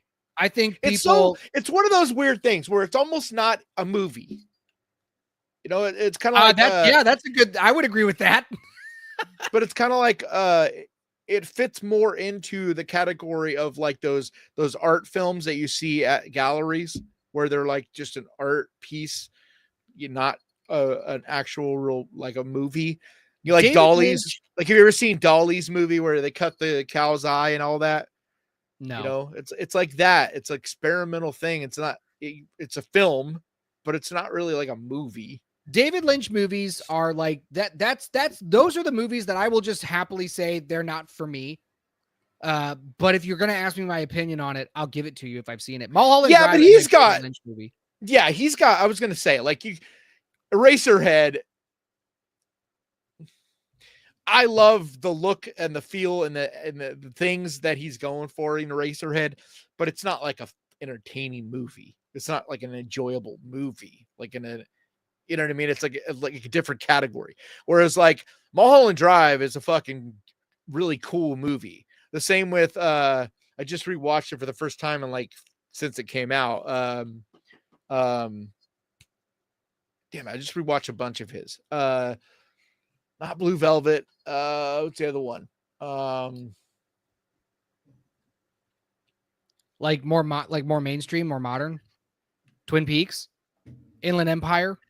Yeah. Like that's another one that's more experimental, but I still think like it's still cool. It's still, I don't know if I'd say it's a fun movie though, because it's still super experimental. But I like Mulholland Drive and I like Twin Peaks. Those are my David Lynch. Like that's what I can. Yeah, handle. But there's the other one that I was telling you that I recently watched that you should check out. While you're looking it up, James Hughes says Lord of the Rings. Who saved the Lost Highway? What Lost Highway? Yeah, because like that one feels the closest to like Mulholland Drive of any of his. Like it feels like a narrative story. It's not. I mean, it gets weird and it is experimental, but so is Mulholland Drive. But Lost Highway is a little more, but it still kind of sticks to it. There is a story there, and it's a real cool like mystery of you trying to figure out what exactly is happening, like Mulholland Drive. Yeah, I really liked it. People are saying in the chat, I'm trying to catch up with you guys. Everybody's saying they should never have made Dark Tower. Yeah, sure, but Flanagan they're hopefully do it. Yeah, they're hopefully making and a series. I trust Flanagan. Yeah, James says Game of Thrones is terrible. Amazon Prime as a series. So what? Game of Thrones is not terrible, and the first 4 seasons are some of the best TV. Ever, so no, sorry. The new series, The Pit, is the best TV series in like 20 years. Yeah, dude, it's that fucking good. Okay, that's why everybody's talking about it. I'll start watching it, and it better be. And I'm not like a guy that watches doctor hospital dramas. Like I'm the last person that watches that stuff. But this is like, it feels like you are standing in an ER and all hell is breaking loose around you and you're just a fly on the wall. Like they don't try to hold your hand at all. They don't try to explain medical shit to you. You know what I mean? They're like, but it works because it's in a learning hospital. So they're teaching someone. So you get to pick up enough of it that you don't feel completely lost.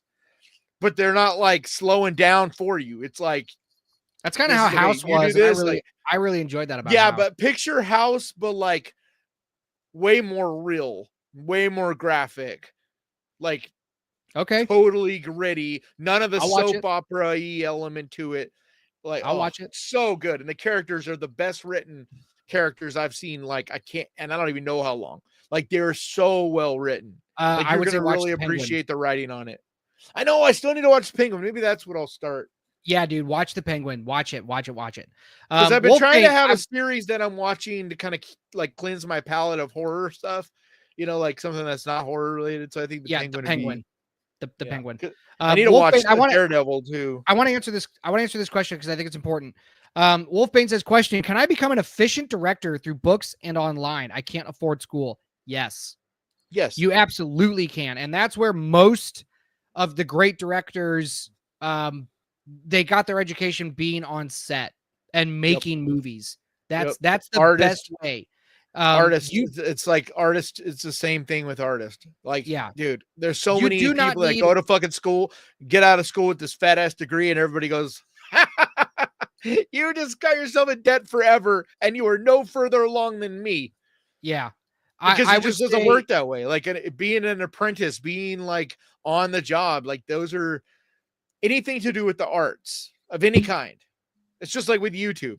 It's like, yeah, you could take all these classes, you could do all this shit, but like at the end of the day, you just got to start doing it and learning from doing it and being around people that are the masters at doing it. And I learned how to paint from books and from documentaries and from talking to other people. And that's how I've learned everything. I think there's almost like nothing in the arts that you can't learn without, like, school has not, like, you don't need schooling, like organized or whatever schooling to do in the arts. Other careers, there's a piece of paper required to get in the door. Like if you want to be a doctor, you got to go to school. There's a lot of stuff that you can learn from film school. However, there's nothing in film school that you can't learn on a film set. So but there's so much you can't learn in school, and that's kind of the way I look at it. Only learn, right? Yeah, because like you can learn a lot of the same stuff while you're also learning the lingo of the industry, how to meet and rub elbows with people. It's like that is honestly the part that is the most difficult, and like it's like what I'm still struggling with is just meeting people, getting to, be friends with people in the industry, being able to be in the right place at the right time, because like, I don't care how talented you are. Like everybody knows a super talented fucking guy that's done nothing in the industry, because it's like, you have to, like my channel, it's great. People watch it and all that, but until I am around the right people and in the right rooms, and I can only get so far. And it was the same with art, visual medium art. It was the exact same way with music. Like I know so many talented bands that never went anywhere, never did anything because they never met the right people. They never played the right clubs. You know what I mean? Then they just eventually break up and disappeared. They don't exist anymore. Like I knew a band that I swear to you was Tool before Tool. They were so good. They had a lot of that same, like they were so much like Tool, like long before Tool was really a thing, but they just never really met the right people or in the right situations. If they had been in LA at that time, they would have exploded, but they weren't. And so they just kind of faded away. Yeah. They started trying to play different music and trying to do the things that the bands in my area were doing that were having success, instead of just sticking to what they were doing, because, you can only go so long without anybody noticing you and recognizing you before you start to question what you're doing. Ralph says, anytime you guys can't remember something, look at the newest comments posted. 2 to 3 people giving us the answer. Yeah, I know, man. It's just the problem is we lag on comments because we want to catch up and read. But we're also both the same, where we want to remember. Like, we want to know ourselves. Like, we're mad at ourselves for not knowing. And so we need to, and that's also why I didn't help him out and tell him Lynch, because I'm like, he just needs to, he won't feel better if I just blurt out Lynch. He'll feel better once he looks it up and goes, yeah, that's right. Fucking should have remembered that. Right. Like, it's a weird thing, but so anyway, but that's it. The other thing is about the learning thing. You will also learn by doing that what it is you could benefit going to school for. Because like I know so many people that go to school just cause like they don't know what they really should be learning or what exact classes or what they need to really be, where they need to be taking advantage of the schooling. And so they waste years of schooling and money and classes and all that. But it's like, if you do this stuff yourself, somewhere along the way, you're like, you know what, I would benefit from taking, from maybe business school for this, or maybe I benefit from taking a couple classes in my city on how to use this specific camera, or, you know what I mean? And you'll find out that there are some classes that would help you. But if you just feel like you can't do anything until you're able to go to school, you're wasting what you do have. The one thing you always have, especially nowadays, you have the internet. You know what I mean? You have the ability to look up stuff and learn stuff right now. For as far as writing goes, if anybody's in the chat watching this, that is thinking about writing films, Brandon Sanderson, who is arguably the greatest fantasy writer of our time, has his world building college lectures on YouTube for free. So you can watch Brandon Sanderson talk about world building, and even though he's a fantasy writer, it doesn't matter. All of his stuff applies to whatever you're trying to write, and you can also apply it to film.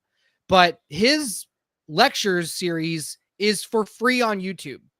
Yep, you can just watch it, and I would highly recommend anybody interested in writing learn from Brandon Sanderson or read his books. Here's the thing. Literally every single thing you could learn in college is available for free. It is. The only thing college does is just gives you like a course study. You know what I mean? It just gives you the path and like, do this, now, then next do that, now do this, now do that. But like, if you can figure out the things that you need, it's already out there. It's all available. Right. Like there's everything, college, literally, like books and depending lectures. On what you're studying, college does more for you. But if it's the arts, it's not. Yeah, but even medicine, it is. Like it literally every single you gotta have available. That degree. It's available, but you gotta have that degree. No. I'm not saying you don't need the degree. That I said that before. Like you need a piece of paper, but the learning, the information is already there. Yeah, like it doesn't matter what it is. It doesn't matter what field it is. There's so many classes that are just going to tell you to go and watch this lecture on YouTube. Right. So many, like every time you go to school, you end up realizing, like I remember when I was taking like computer graphic design and Photoshop and all that stuff. And I kept finishing the class, like at the end of the semester or whatever. And I would just be like, I don't think the teacher taught me anything. Like I literally feel like I taught myself every single thing in this class. They would literally just be like, okay, now we're on this chapter. You read that book. You know what I mean? Like they tell you, go to this website, go to this. Okay, now practice this. They're just telling you what to do. They're not teaching you anything. They're just pointing at where to go. So if you could figure out where to go, you don't need someone to teach you. It's there. Azrael says Earshot sounds like Tool. They do. They're not as technically proficient. I was actually just listening to a bunch of Earshot recently. I really like that band. And Chevelle was supposed to be an answer to Tool. I forget what record. Yeah, but they're another band that's not like I love Chevelle. No, but Chevelle's awesome. They weren't as technical. Chevelle went kind of their own, and that's all I meant. Yeah. This band that I knew growing up, it wasn't that they sounded like Tool, but they were in that same like kind of niche where they were hard rock, but doing their own thing. They had a very unique sound that didn't really sound like anybody else. And they were around the same time that Deftones ended up getting their record deal. And when Deftones got their record deal, it made that band feel like they needed to kind of like, because we also had Far and Simon Says and all these bands getting signed out of Sacramento, and they all kind of sounded like Deftones. And so it made this band, they were called Peo. It made them think that they needed to be like that when they should have just kept doing what they were doing. But you can't even, it sucks, dude. You can't even find their music. Like I've looked and looked and looked. I can't find even anything because it was right before the internet was really like people had MP3s and stuff. And so like there's almost have no you tried from is that era. Reverb Nation still a site? Have you tried Reverb Nation? Because a lot of bands still have music on Reverb Nation.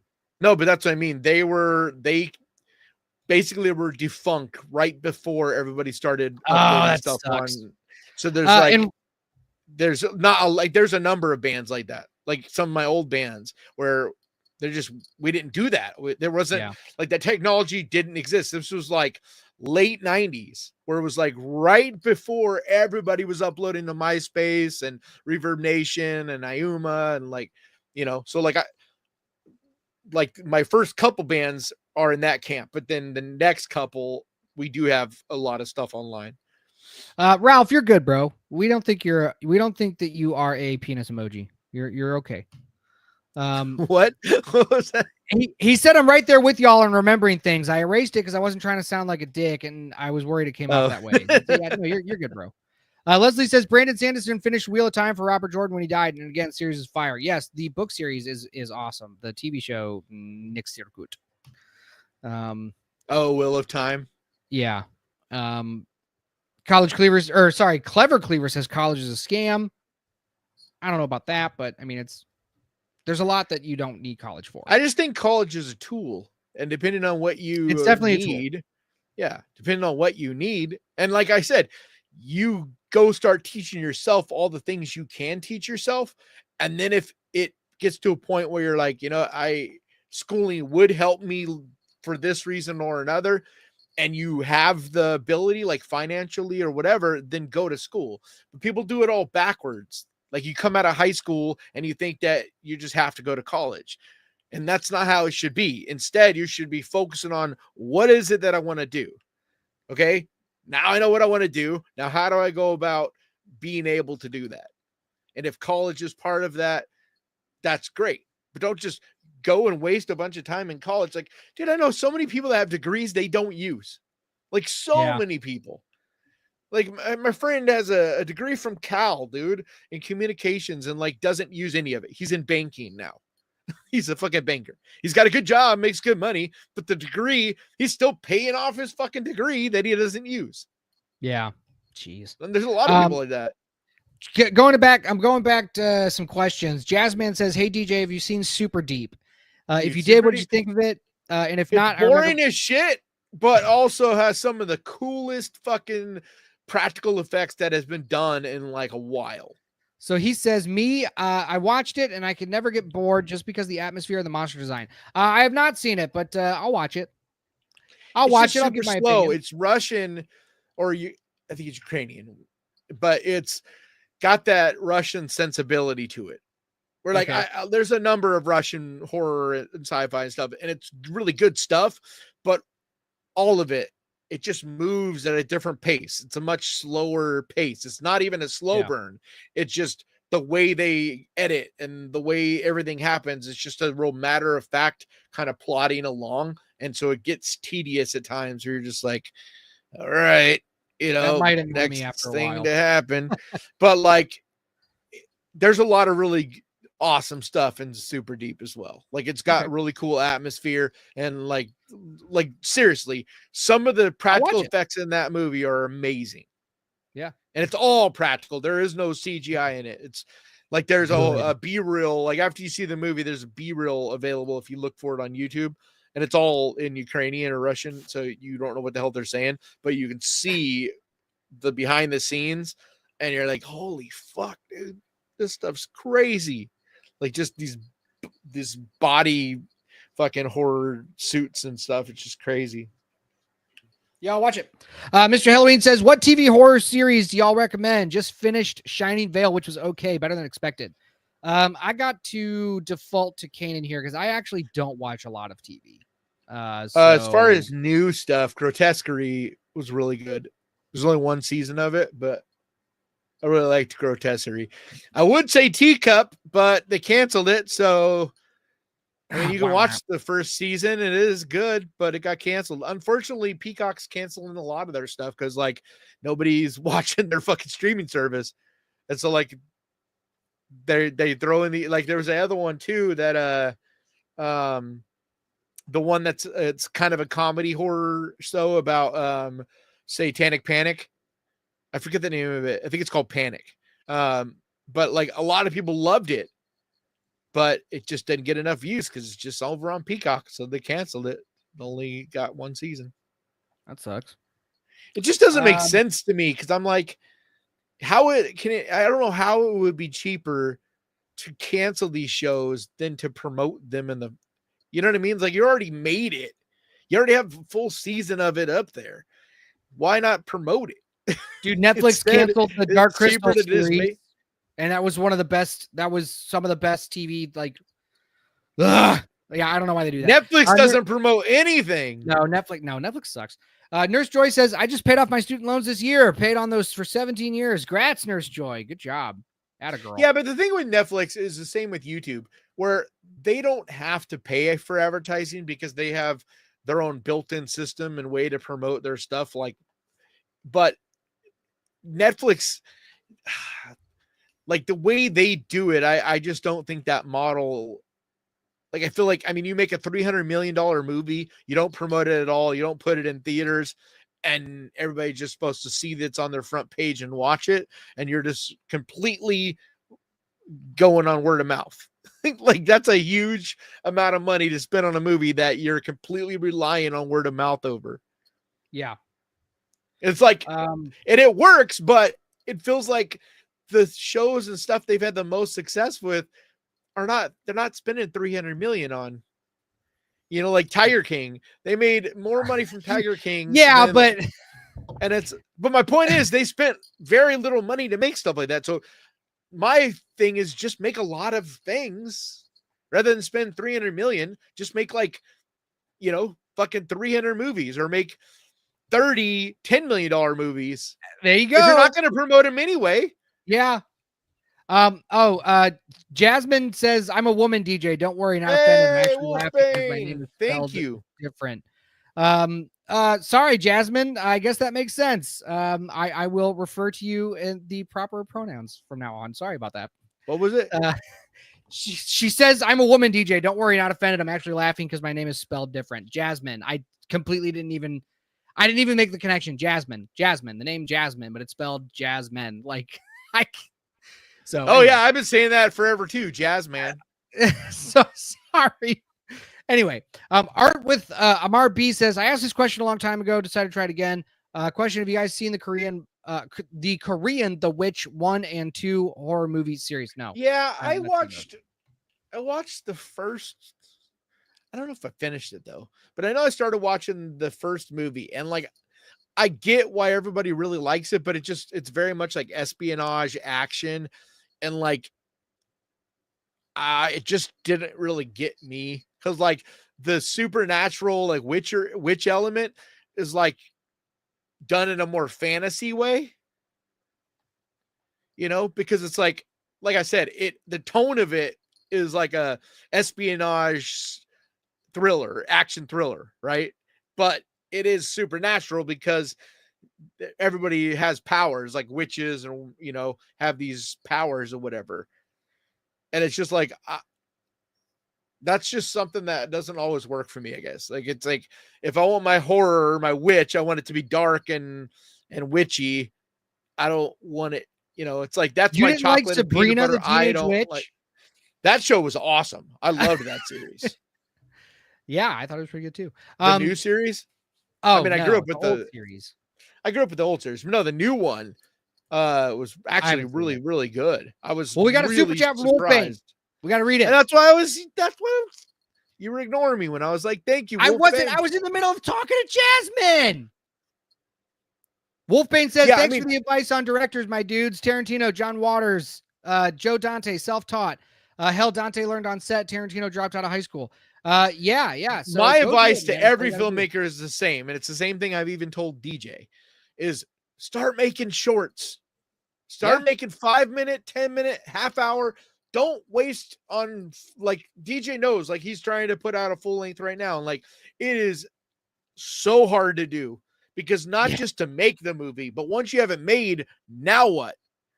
You got to do something with it. You got to find out ways to get, because it could be the greatest thing ever made, but you still have to like get it in front of people. So that's why I always say just make shorts, because there's so many places now where you can get awards, film festivals, like all these different things. There are so many companies that are basically taking these shorts and making them into full-length movies. Like, it's constantly. Some of them aren't the greatest, like Night Swim, but still, that guy still made a movie. He still, got over $1 million to make a movie. So that's why I just tell everybody, like, make shorts, man. You learn the craft from doing it. You get exposure and you learn and you meet people. You know what I mean? You make friends in the industry. But then also it's way cheaper and way more doable. Like, if I was trying to make movies, I would be making fucking 30-second movies and putting them on TikTok. Like, I would be whatever I have resources to do. If it needs to be 10 seconds, because that's all the resources I have, so be it. I'll make 10-second movies. Like, there's that one channel that blew up and the guys are rich now. I think it's like, is it 10-second movies? I think this is what you can make a movie on now. Yeah. That's what I'm saying. Short film. Like, my thing was, I didn't want to make movies. I wanted to make YouTube videos. And I literally have this. That's all I had. I had a much shittier phone. And I started with that. Seja just renewed her membership. Do it. I want to say thank you, Seja. You just renewed your membership. I think it's Seja. I don't know. Oh, Seja. Sorry. Seja. Yeah. Sorry.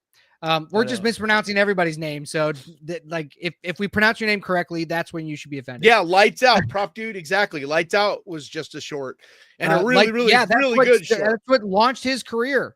Yep. The movie was decent. But it was okay. The short's better. Brilliant. Yeah. The short's actually, Talk to Me.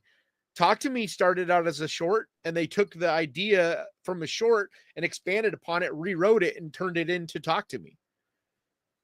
The Philippou brothers, dude, they literally started their own YouTube channel, making their own movies, and like, they were shitty, like only a couple of minutes long, but they got better and better and better to the point where people started taking notice, and they started making like actually good money from the YouTube channel, making these movies, and then now they've turned it into a full-blown movie career. So I just say the same thing to everybody. Don't think about what you don't have, just think about what you do have. Like, and that's why I think it's so important to just, start making shit, like whatever it is. If you want to make stories, make them. You can literally just make up a story by yourself. Like, go outside, film a bunch of bees, do narration over it. Bam, you're a documentarian. You know what I mean? Like, start making whatever it is you can make. Because the thing you can't teach about art of any kind is creativity. Yeah. And creativity is like a tool. You can sharpen it and sharpen it and sharpen it. And no one can stop talent once it gets sharp enough. Like, it will get noticed. It will get recognized. And do not compare your art to other people's art. Do not do that.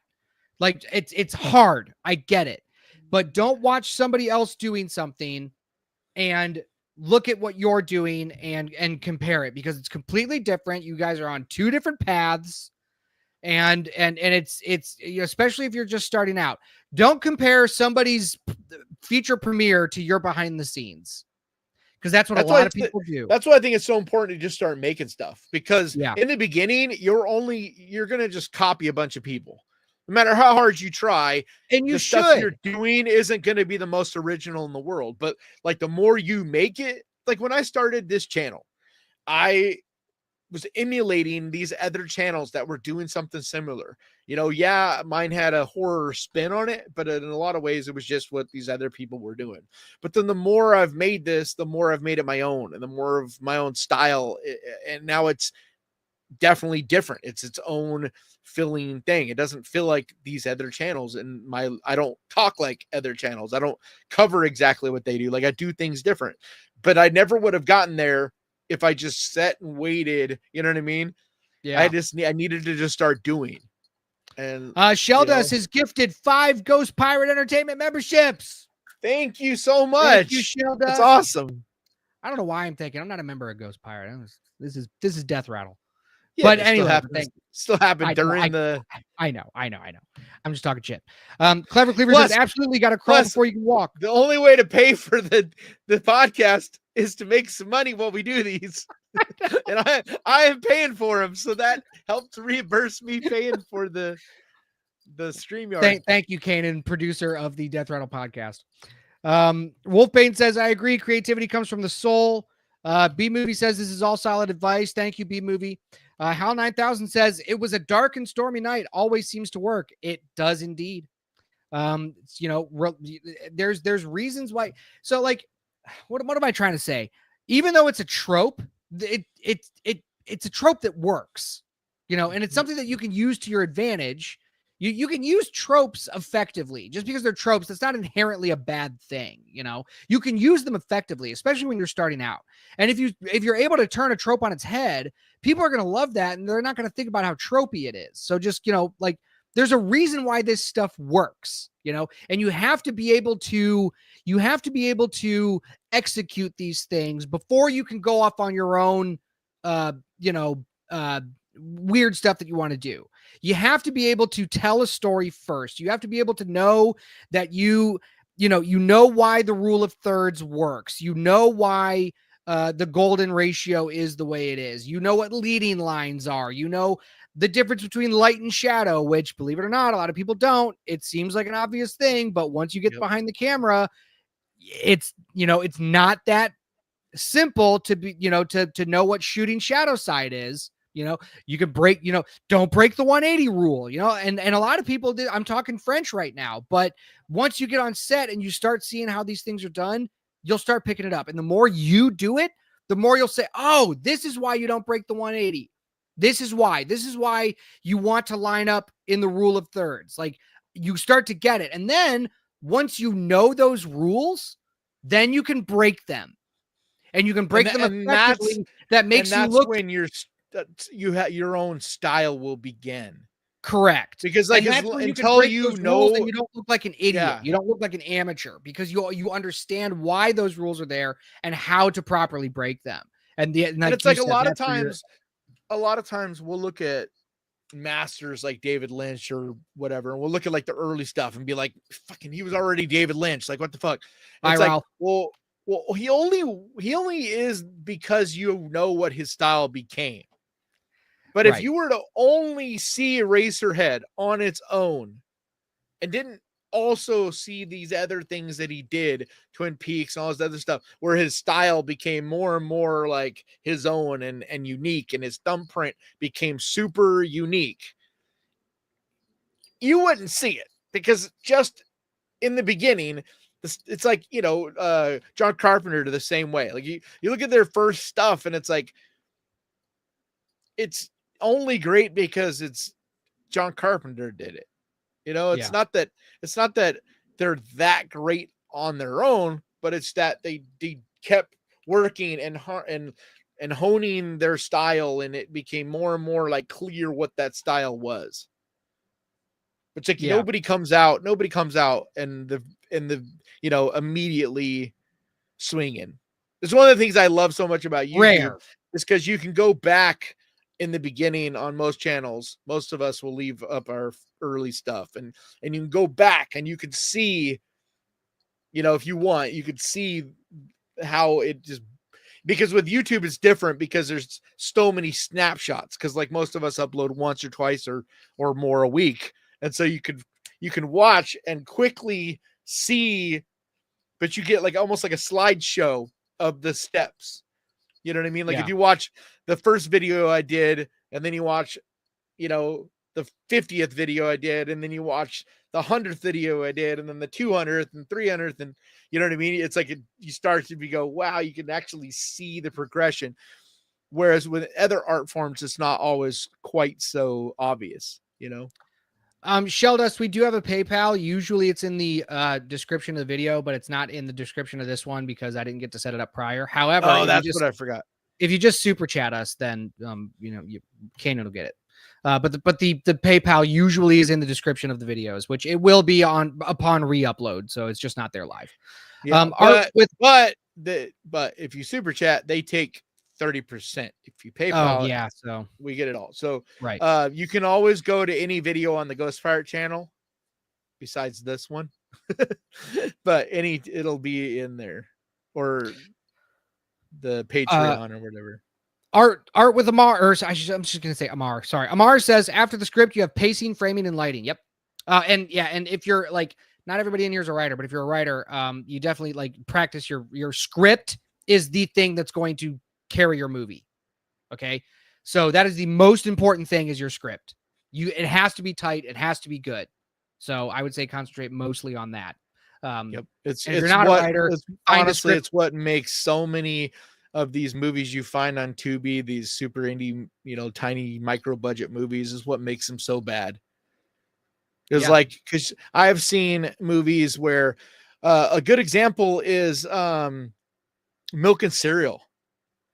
Like those guys had no budget at all. It's literally they're shooting it with their phones and just a couple friends. There was no budget, but because it was actually a strong, unique, interesting story, like it works, man. It's creepy. It's good. Like, and like we've seen that. We see it so often that it's just it doesn't matter how much resources you have if you have a good story. People will forgive a lot of technical problems if the story's good, except audio. If you have bad audio, doesn't matter how good your story is, you're going to lose 90% of your audience because they're not. But I would also, 100%. Audio is huge, but audio is nothing. Like you could go to right now and for $80 buy lapel mics from Amazon. And like that'd be decent audio for like a found footage level movie. It would be okay, but you would still have to work on it. I'm just saying, like if you're shooting something with your phone, you can get away with a lapel mic audio. Like Jasmine that movie Frog or Frogman. Like Frogman was basically all shot with like an old Handycam, and the audio isn't the best, but it worked because it's like a found footage, kind of filling movie, so the audio doesn't need to be like super huge. Plus you can run it through GarageBand, and there's quite a bit of stuff you could do to make the audio decent. Like I'm telling you, with the $80 lapel mics, like they're actually decent quality now. It's pretty crazy. Jasmine says, and you just cut out. You said Jasmine and then cut out. Oh, sorry. Jasmine says, do you guys think we'll ever get a Dead Space film? If we did, and that's a big if, who would you want to direct it? Well, we already have an animated film, and it's really good. So I would say go watch that. It came out in 2008. I think we will, especially with the resurgence of the fan base with the remake, the remat or the new game, the remake of the original game. But I think we just need to see a couple more video game movies have some success. Like that's why Dead by Daylight, Dead by Dawn, Dead by Dawn, like things like that help its cause. Like honestly, this what's it called? What's the series? The horror series with the plant-headed zombie people. The mushroom growth people. It's the only thing I'm thinking. Max. It's on Max. It's the big horror series on Max. Season 2 is about to drop. I don't know.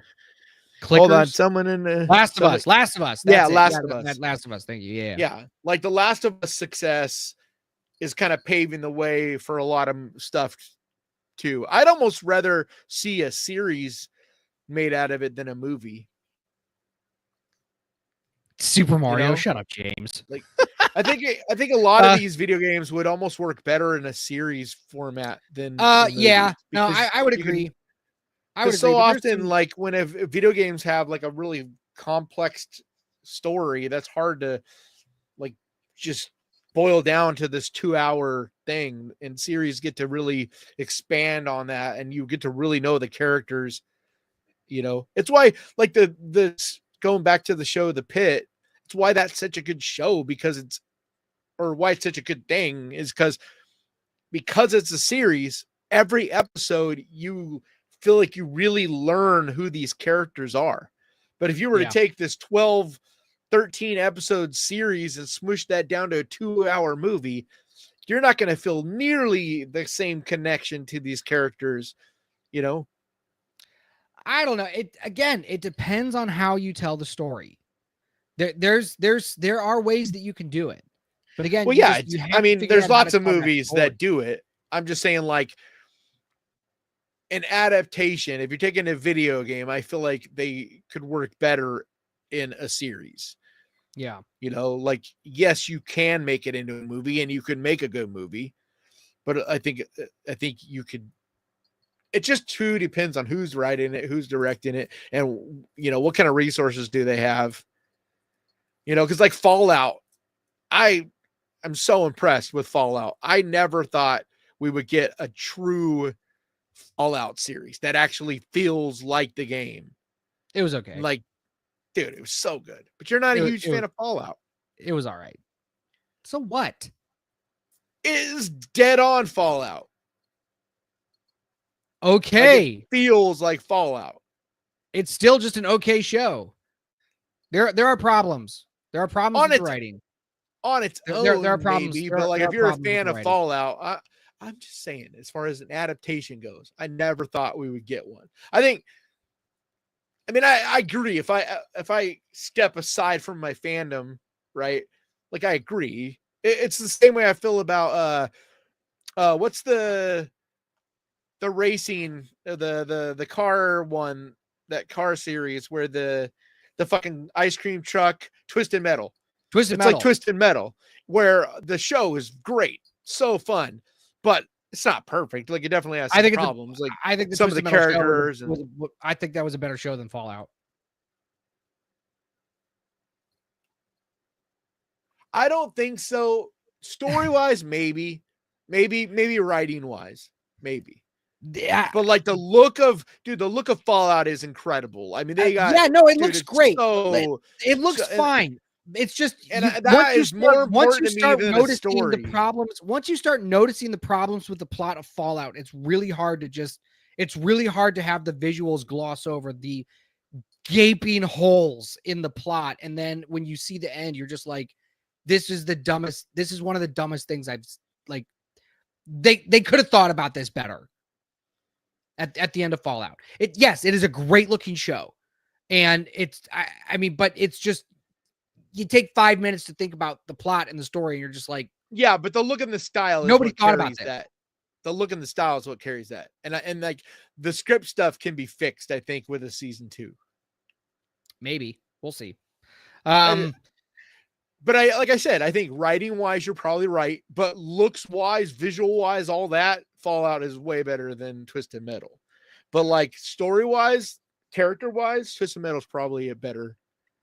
But either way, I love both. Like, I don't like to just nitpick everything, man. It's fun to enjoy stuff sometimes. I enjoy things. I'm not getting into that. Have you? Amar says, "Yeah, hell yeah, Mad God is amazing." Mad God, but it's not even a movie. It's not. It's fucking awesome though. It's Phil Tippett doing really good stop motion, but it's just, there's nothing. It's just him doing all the things he ever dreamed of doing. Right. And, he did it. So good job, buddy. And it's all the visuals. There's no story. It's not a movie at all. Like, some of these things we're talking about, like, are kind of stories. I mean, it's less of a story than Eraserhead. Like, I've heard a lot of people like try to say it means this, that. No, it doesn't. Yeah, I don't know. Like, it doesn't. It is literally just like it's like, what are those? Like, back in the day, there used to be those acid rock music video kind of things where it would just be like Pink Floyd, a full album, and it was just visuals. There was no, like, you know what I mean? Yeah. I forget what those are called, but they used to be done quite a bit, like in the 70s and stuff. You think Mad God is that? That's kind of that. There is. I don't really think there's a story there. Like, I feel like he kind of because he made it over a span of 20 years. Like, he kind of tried to make certain things to be a sort of story, but there's not. I mean, there really is not. It's not. Clever Cleaver, you're going to hate my answer to this. But Clever Cleaver says, question, what country besides the US has produced top tier horror flicks that most shy away from because of subtitles? What country has made a "that's a good film" impression on you the most? So do you want to answer first before I give the one that's going to piss everybody off? So it's got to be foreign language. Well, that's what. Yeah. So because like I would say Australia. I would say Australia. I would say Canada. Yeah, or Canada, but Canada doesn't. Canada definitely doesn't count because good-ass horror movies. Yeah, but Canada definitely doesn't count because so many of those. Why? It's a different country. Because the vast majority of those movies are made with American people working on them. So like, okay, but that doesn't. It's like that's like saying, what's it called? That's like saying The Sadness even though it's made in the other country, it's made by all American and Canadian people. So like it's financed by that country and acted. What country is it? Is it Taiwan? Yeah. Like well, no, Cambodia. And so it's like, it is technically, but it's a fucking Canadian director with American writers and cinematographers and and Canadian stuff is even worse because like so much of American movies are made in Canada and a ton of Canadian movies that are made in Canada are made with American people making the movie. So like, I'm just saying Australia, they're more Australian stuff. Like it's actual Australians making the movie and everybody involved is Australian. So I feel like it's a little bit different with Canada. I think every country has good horror. Yeah. Like Korea has good horror. I've been impressed with the Dutch horror, like some of the stuff like Speak No Evil. Yeah. And then what was the one I just saw recently? But then also New Zealand. Yeah. Because I mean, I don't know, like, that's hard. But South Korea is probably the right answer. It might be because South Korea is 100% like foreign. You know what I mean? A totally different language. And there's so many good movies. Every year we get at least one or two like really good ones that come out of South Korea. So South Korea is probably the right answer. Blame Canada. Let me see here. All right, everybody's talking about are most of the actors in Ginger Snaps American? I don't know. I don't think so. No, I think one of them's Canadian and one of them is because what's her name's Canadian, but the other girl is American. So I think and that's what I'm saying. Canadian movies like with us in Canada, everything Catherine is always Isabel, mixed. Catherine Isabel, she's Canadian, but is Canadian. Yeah, but the other girl, I believe, is not. In that movie too. Yeah. My God, yeah. She was super hot in American Mary too. Yes, she's just a gorgeous person. Yep. But Ginger Snaps, man, God damn, what a great. Love that movie. Oh, it's so good. One of the best werewolf movies. Period. Yeah. Oh, it's so much deeper than that too. Like it uses. Yep. I really wish that the sequels had been on that same, but they didn't have the same budget, same resources, same writers, like everything. Yeah, but Ginger Snaps didn't have a budget. Ginger Snaps was made for nothing. No, I mean they didn't have the same people involved. Like the sequels they went down each one.